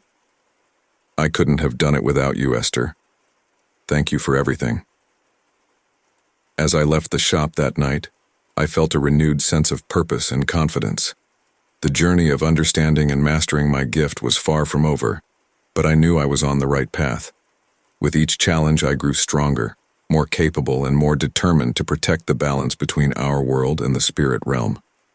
The race against time had been a turning point, a reminder of the power and responsibility that came with being a seer, but it had also shown me the strength within myself and the support of those around me. And with that knowledge, I was ready to face whatever challenges lay ahead, confident in my ability to protect and guide the spirits that sought my help. The successful completion of the ritual of protection had brought a sense of accomplishment and relief, but it also left me with a lingering unease. The spirit's desperate warnings and the close call with possession had shaken me to my core. I knew that mastering my abilities as a seer would require sacrifices, but I had yet to understand the true extent of what that meant. One evening, as I was meditating in my dorm room, a vision interrupted my focus. A spirit appeared before me, her form shimmering with a gentle light. She was an elderly woman, her eyes filled with sorrow and wisdom. "Sarah," she said softly, her voice echoing in my mind. "You have done well, but a great challenge lies ahead. You must be prepared to make a sacrifice to protect the balance between our worlds."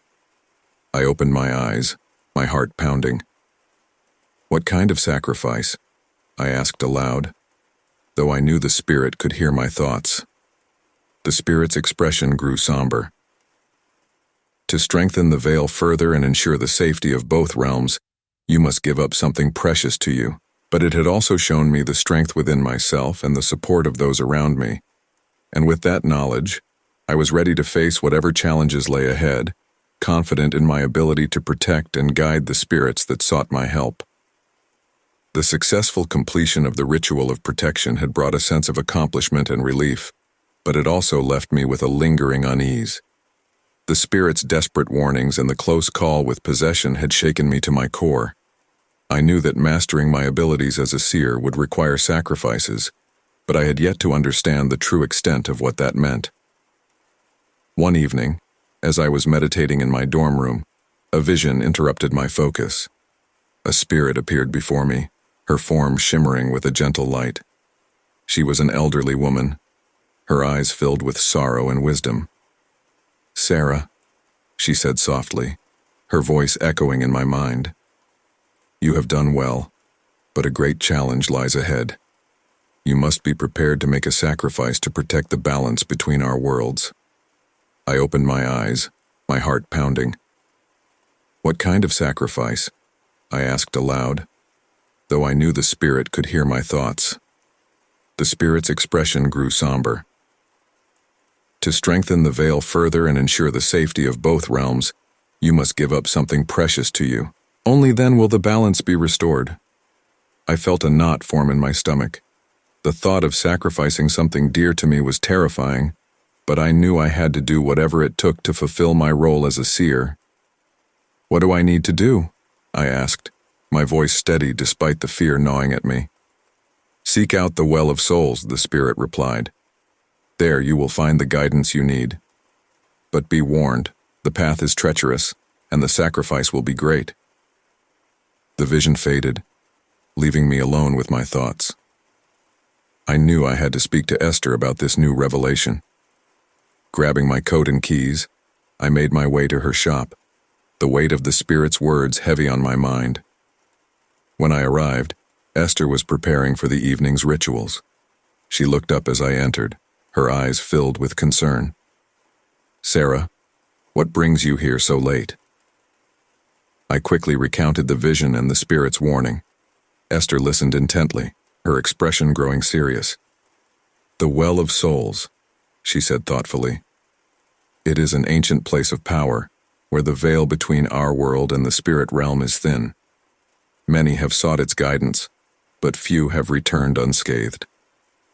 I nodded, feeling a mix of fear and determination.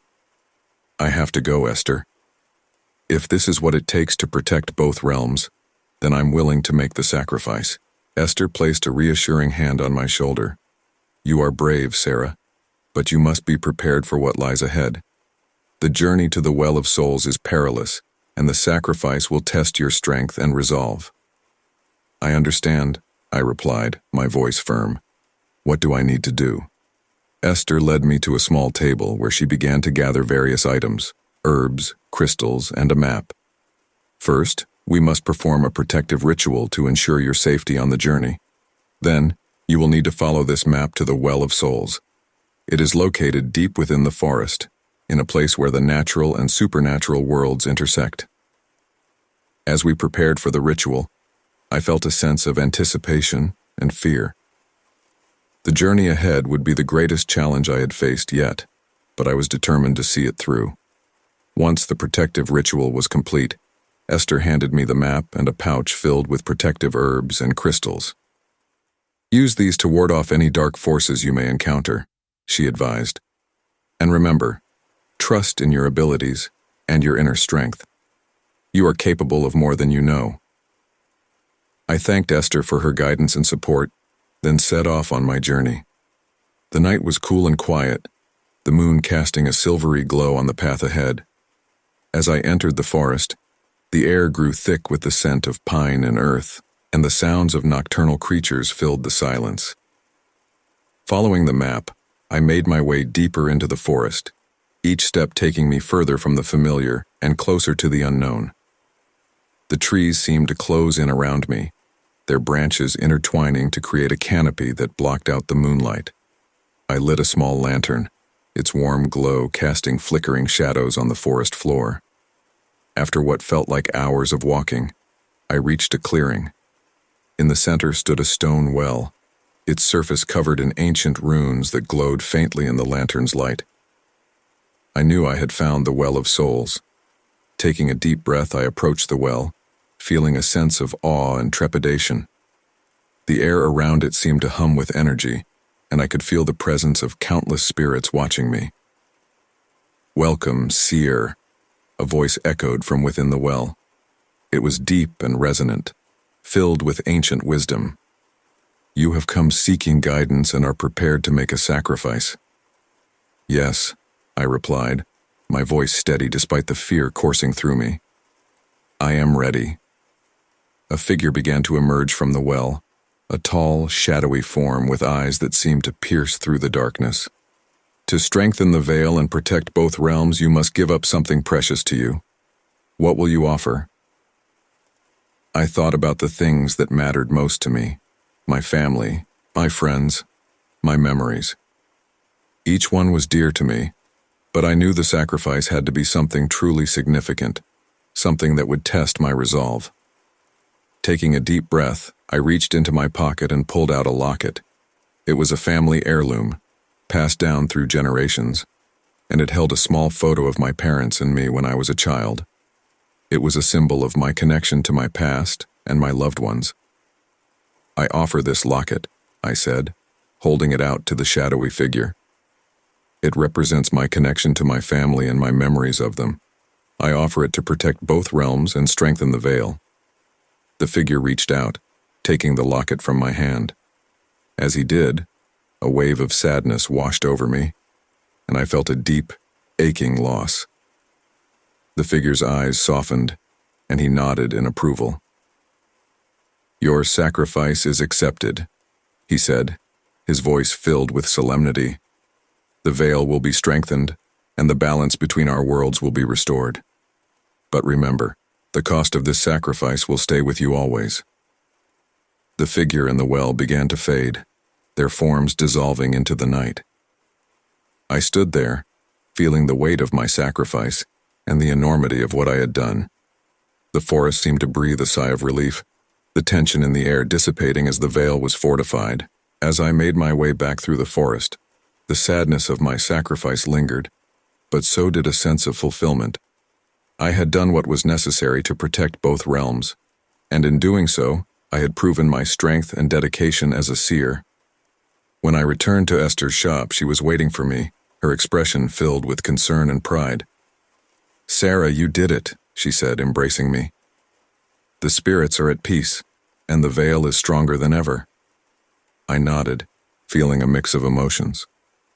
It was difficult, but it was worth it. The sacrifice was necessary.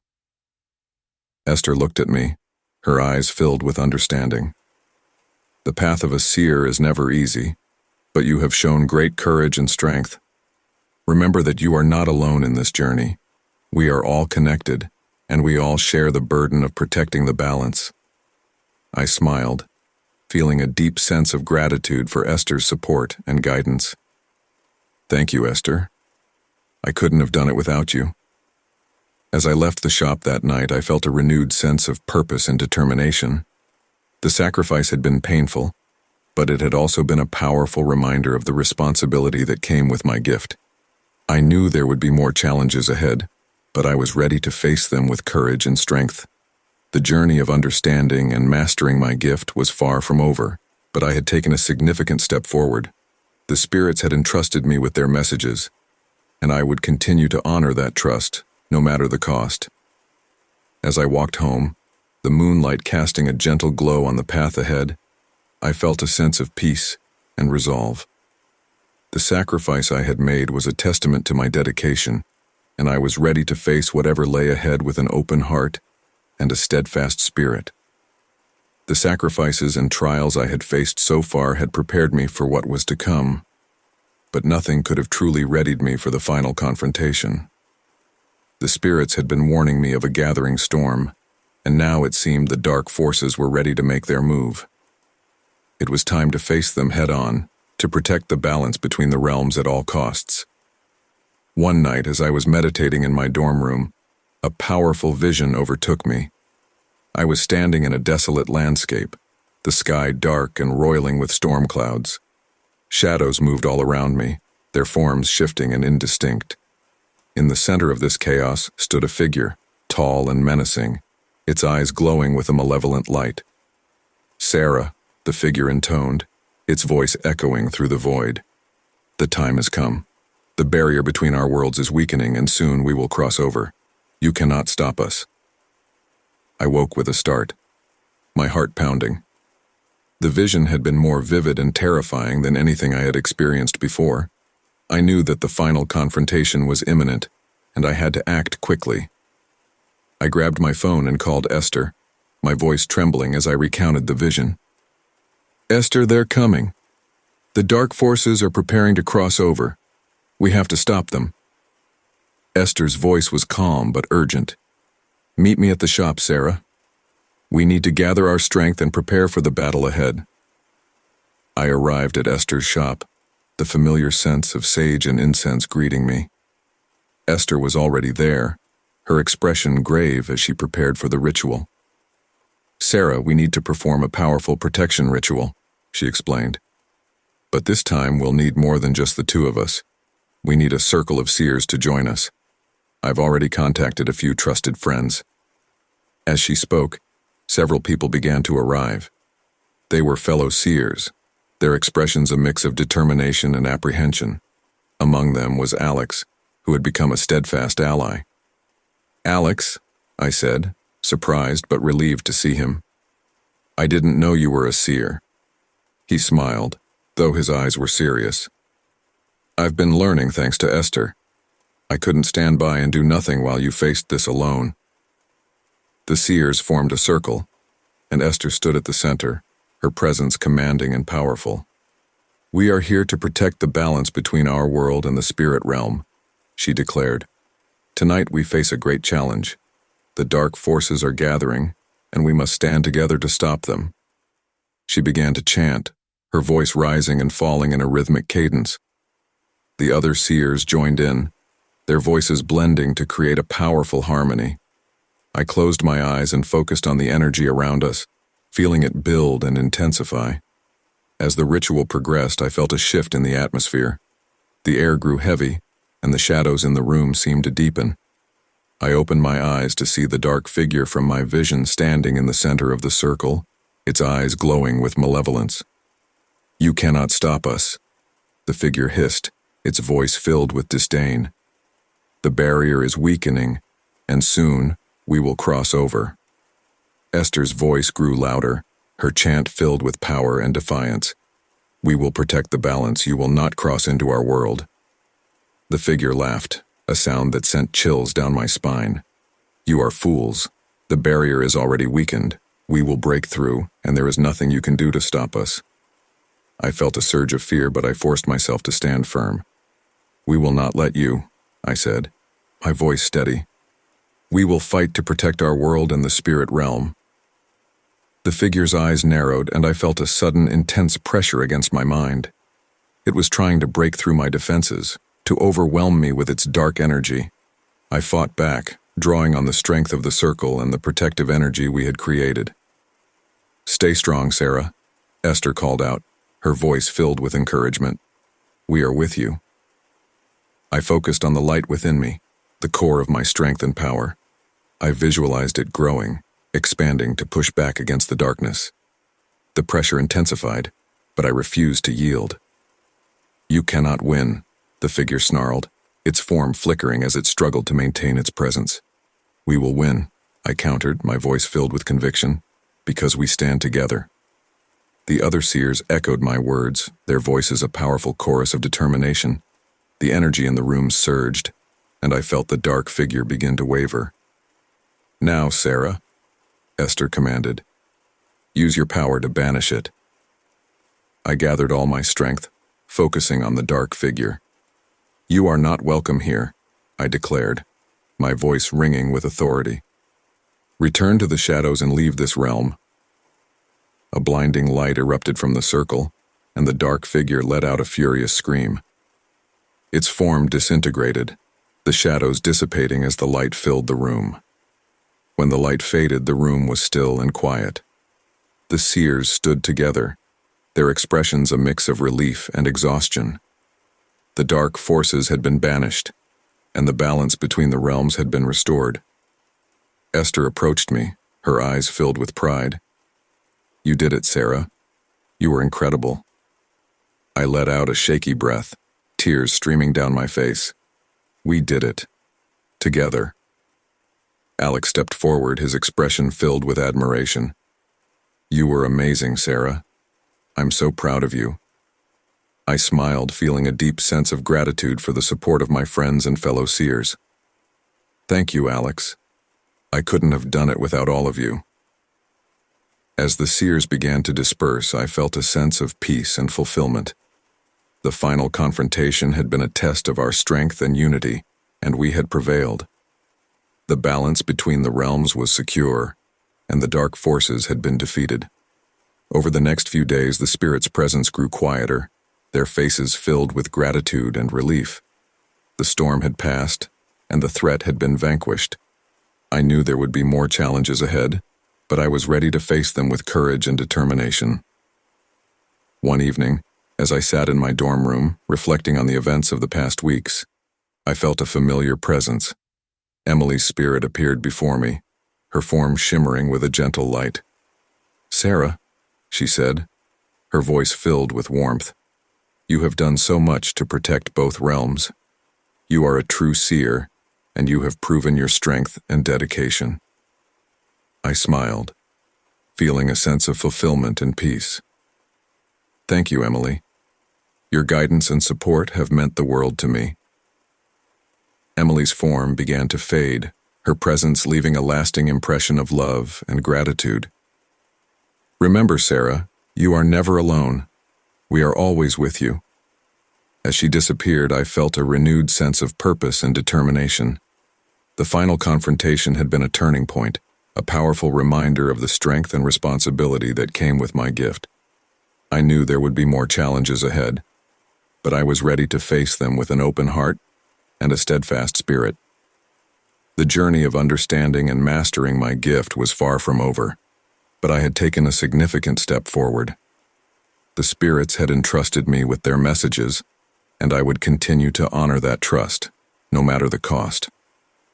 As I closed my eyes and began my meditation, I felt a sense of peace and resolve. The faces might still appear, but I was ready for them. I was a seer, a guide for the lost, and I would face whatever came my way with courage and strength. And with that, I let the light within me grow, embracing the journey ahead with an open heart and a steadfast spirit. The final confrontation had left me emotionally and physically exhausted, but victorious. The dark forces had been banished, and the balance between the realms had been restored. Yet even as the immediate danger passed, I couldn't shake a sense of unease. The journey had been intense and transformative, but now, in the quiet aftermath, I was left questioning my sanity and the very nature of reality. The first few days after the battle were a blur. I spent most of my time resting and trying to process everything that had happened. Lily, my ever-supportive roommate, hovered nearby, offering comfort and a steady presence. "Sarah, how are you feeling?" Lily asked one morning, bringing me a cup of tea as I sat on my bed, staring blankly out the window. "Honestly, I don't know," I admitted, taking the tea with a grateful smile.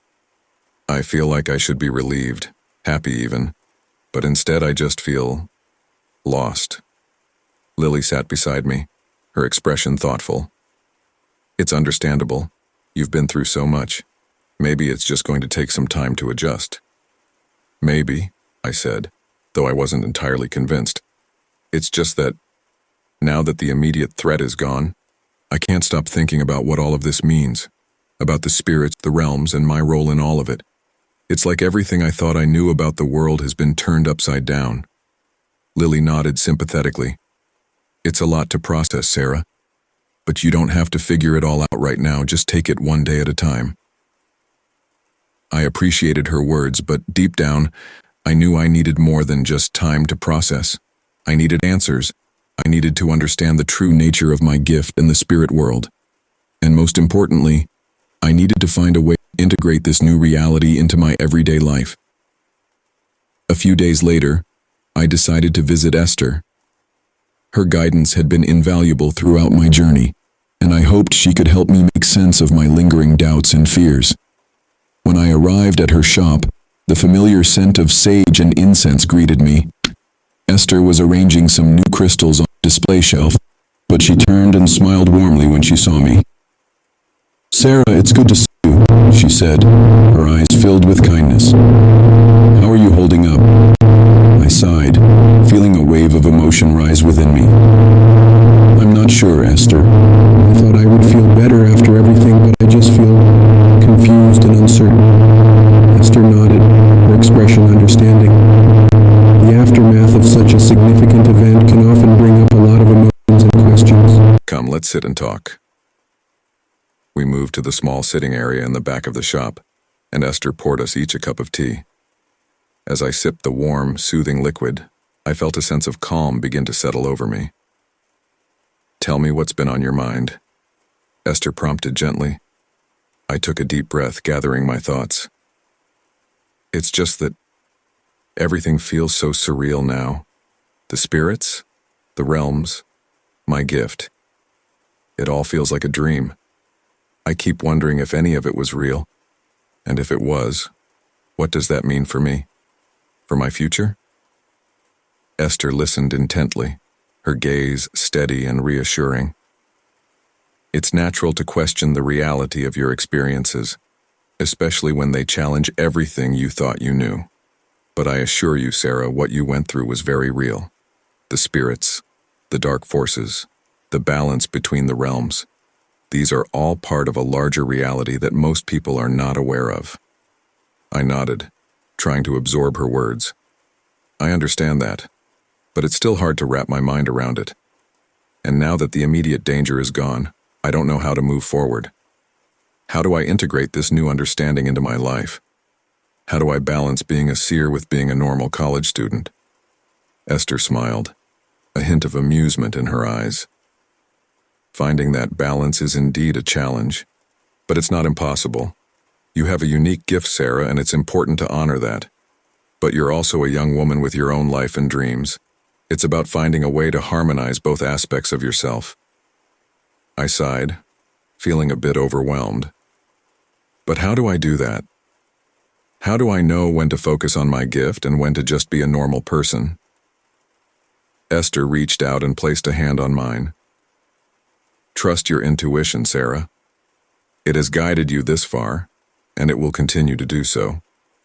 There will be times when your gift demands your attention, and other times when you can focus on your studies and personal life. The key is to listen to yourself and to be gentle with yourself during this transition.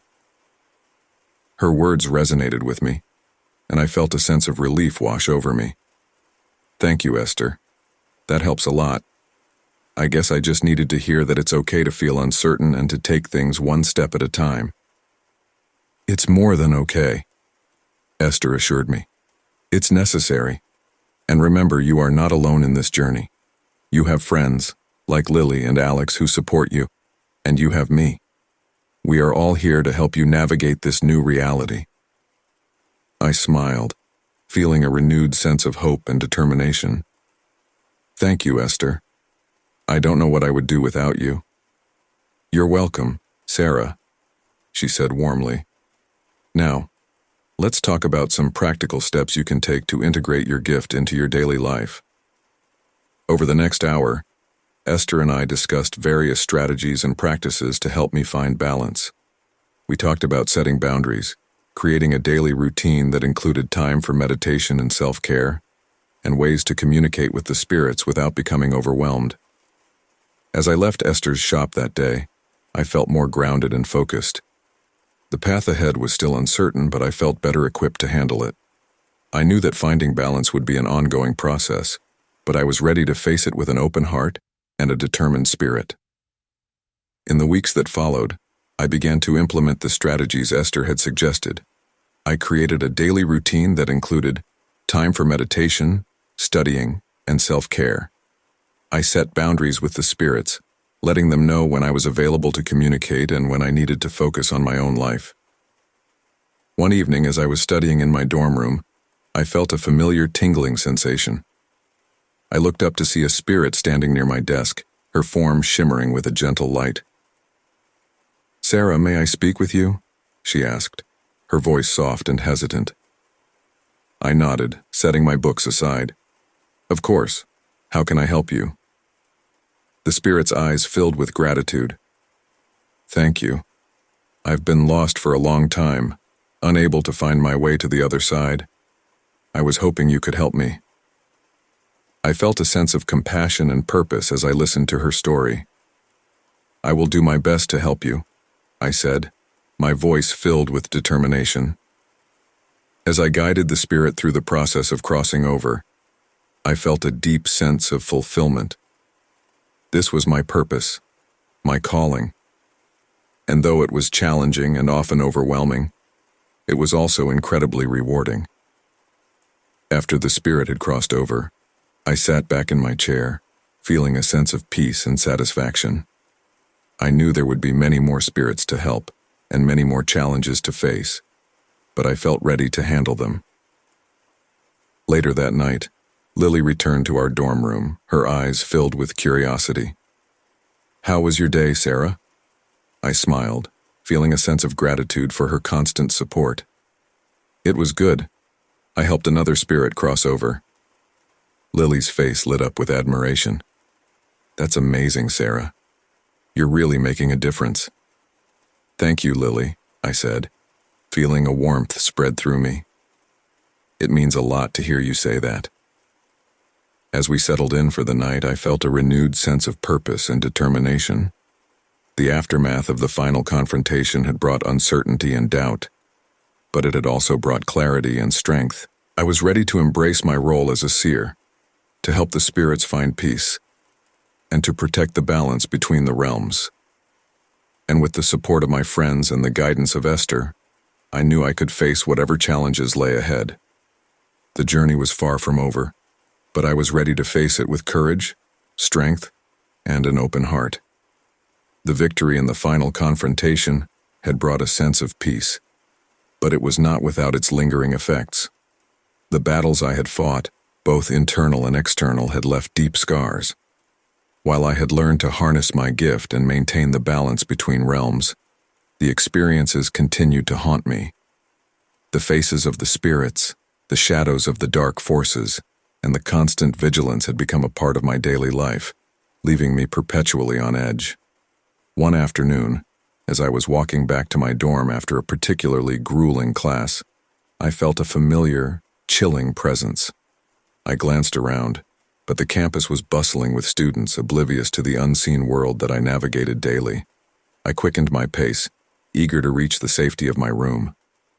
As soon as I entered the dorm, Lily looked up from her desk, her eyes widening with concern.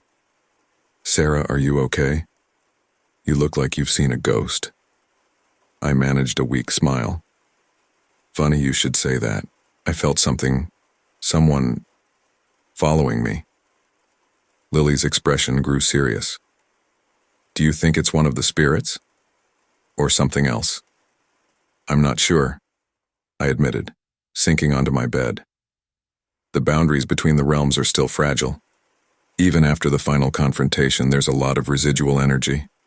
Lily came over and sat beside me, her presence comforting. "Is there anything I can do to help?" I shook my head. "Just being here helps. It reminds me that I'm not alone in this." Lily smiled, squeezing my hand.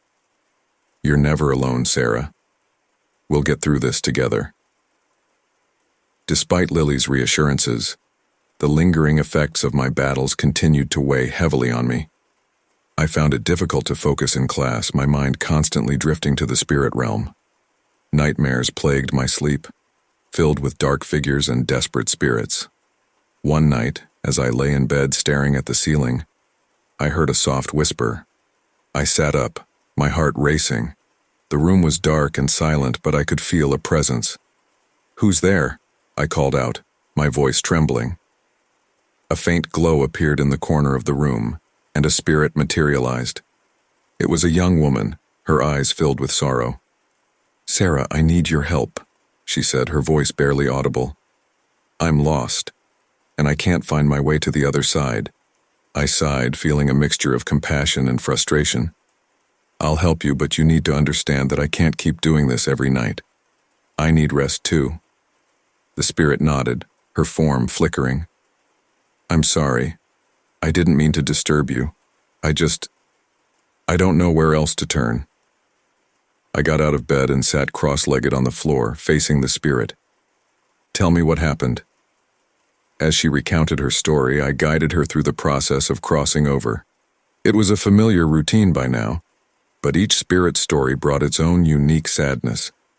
When she finally faded away, I felt a sense of accomplishment, but also a deep exhaustion. The next morning, I met with Esther at her shop. I needed her guidance on how to manage the constant demands of the spirits and the lingering effects of the final confrontation. "Esther, I'm struggling," I admitted as I sipped a cup of tea. "The spirits keep coming to me, and I can't seem to find any peace. Even when I'm not actively helping them, I feel their presence.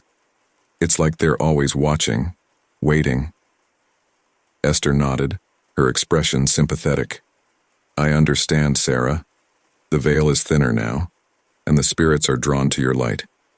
But you need to set boundaries for your own well-being." "How do I do that?" I asked, feeling overwhelmed. "It feels like they need me all the time." "Start by setting specific times when you are available to communicate with them," Esther suggested. "Let the spirits know that you are only available during these times.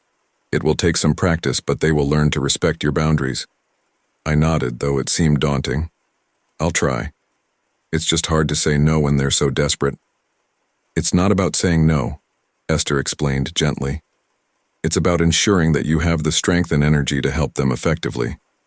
You can't pour from an empty cup, Sarah. You need to take care of yourself, too." Her words resonated with me, and I felt a sense of determination. "You're right, Esther. I need to find a balance." Over the next few weeks, I began to implement Esther's advice. I set specific times each day for communicating with the spirits and made it clear that outside of those times, I needed rest. It was difficult at first, and some spirits were reluctant to respect my boundaries, but gradually, they began to understand. In addition to setting boundaries, I focused on self-care. I made time for activities that brought me joy and relaxation, like reading, painting, and spending time with friends.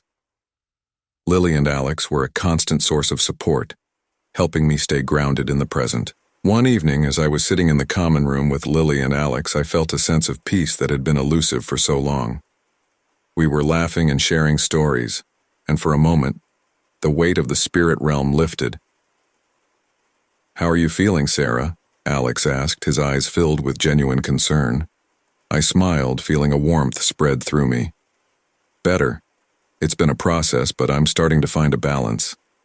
Lily nodded, her expression proud. "You've come a long way, Sarah. We're so proud of you." "Thank you," I said, my voice filled with gratitude. "I couldn't have done it without you two. Your support means everything to me." As the evening went on, I felt a renewed sense of hope. The lingering effects of the final confrontation were still there, but they were becoming more manageable. I was learning to navigate the complexities of my gift while maintaining my own well-being. That night, as I prepared for bed, I felt a presence in the room. This time it was a familiar and comforting one. Emily's spirit appeared, her form glowing softly. "Sarah, you're doing wonderfully," she said, her voice filled with warmth. "I'm so proud of you." "Thank you, Emily," I replied, feeling a surge of emotion. "It hasn't been easy, but I'm finding my way." "You have a strong heart and a resilient spirit," Emily said, her eyes shining with pride. "Remember to trust yourself and the support of those around you." As Emily's spirit faded, I felt a deep sense of peace. The journey had been long and challenging, but I was growing stronger every day. The lingering effects of the final confrontation were a reminder of the battles I had fought and the strength I had gained. The next morning, I woke with a sense of purpose and determination. I knew there would always be challenges and uncertainties, but I felt ready to face them.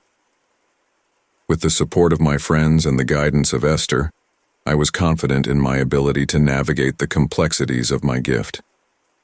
As I walked to class, I felt a renewed sense of connection to both the physical world and the spirit realm. The faces of the spirits were no longer a source of fear, but a reminder of my purpose. I was a seer, a guide for the lost, and I would continue to honor that role with courage and compassion. The lingering effects of my journey were a part of me, but they no longer defined me. I was ready to embrace the future, with all its challenges and uncertainties, knowing that I had the strength and support to face whatever came my way.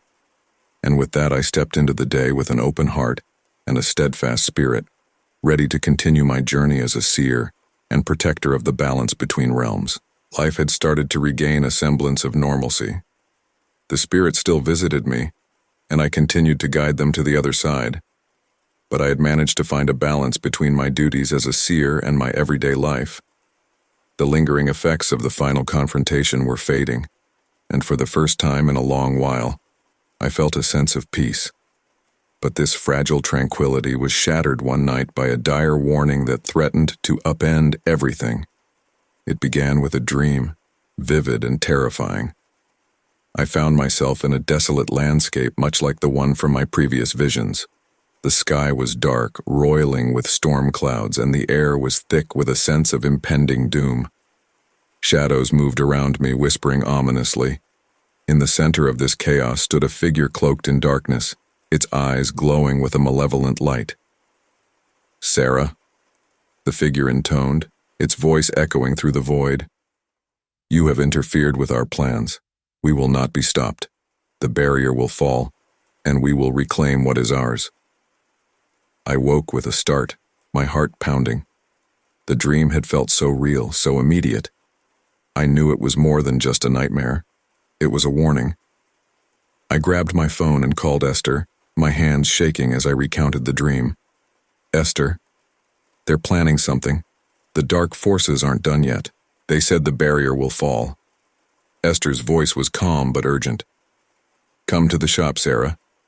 We need to discuss this in person and prepare for whatever is coming." I dressed quickly and made my way to Esther's shop, the night air cool against my skin. When I arrived, Esther was already waiting, her expression grave. "Sarah, we need to act quickly," she said, leading me to the back room. "The dream you had is a serious warning. The dark forces are regrouping, and they intend to break the barrier once and for all." "What can we do?" I asked, feeling a mix of fear and determination. "We've strengthened the barrier before. Can't we do it again?" "We can," Esther replied, "but it will require a significant amount of energy and preparation. This time, we need to call upon every resource available to us." Over the next few hours, Esther and I contacted other seers and spiritual practitioners, explaining the situation and requesting their assistance. The response was overwhelming. Seers from all over the country agreed to join us, understanding the gravity of the threat we faced. By the next evening, Esther's shop was filled with seers and spiritual practitioners, each bringing their unique skills and energy. Among them were Alex and Lily, who had become invaluable allies. "Sarah, are you ready for this?" Alex asked, his eyes filled with concern and determination. I nodded, feeling a surge of confidence. "Yes, Alex. We've faced them before, and we'll do it again. Together." Lily squeezed my hand, her expression resolute. "We're with you, Sarah, all the way." Esther stood at the center of the room, her presence commanding and powerful. "Thank you all for coming. The dark forces are attempting to break the barrier between our world and the spirit realm. We must work together to prevent this catastrophe." She began to outline the plan, detailing the roles each of us would play in the ritual. The atmosphere was charged with a sense of urgency and determination. As we prepared, I felt a familiar tingling sensation. I looked up to see a spirit standing nearby, her form shimmering with a gentle light. It was Emily, her eyes filled with worry. "Sarah, be careful," she warned. "The dark forces are stronger than ever. They will stop at nothing to break the barrier."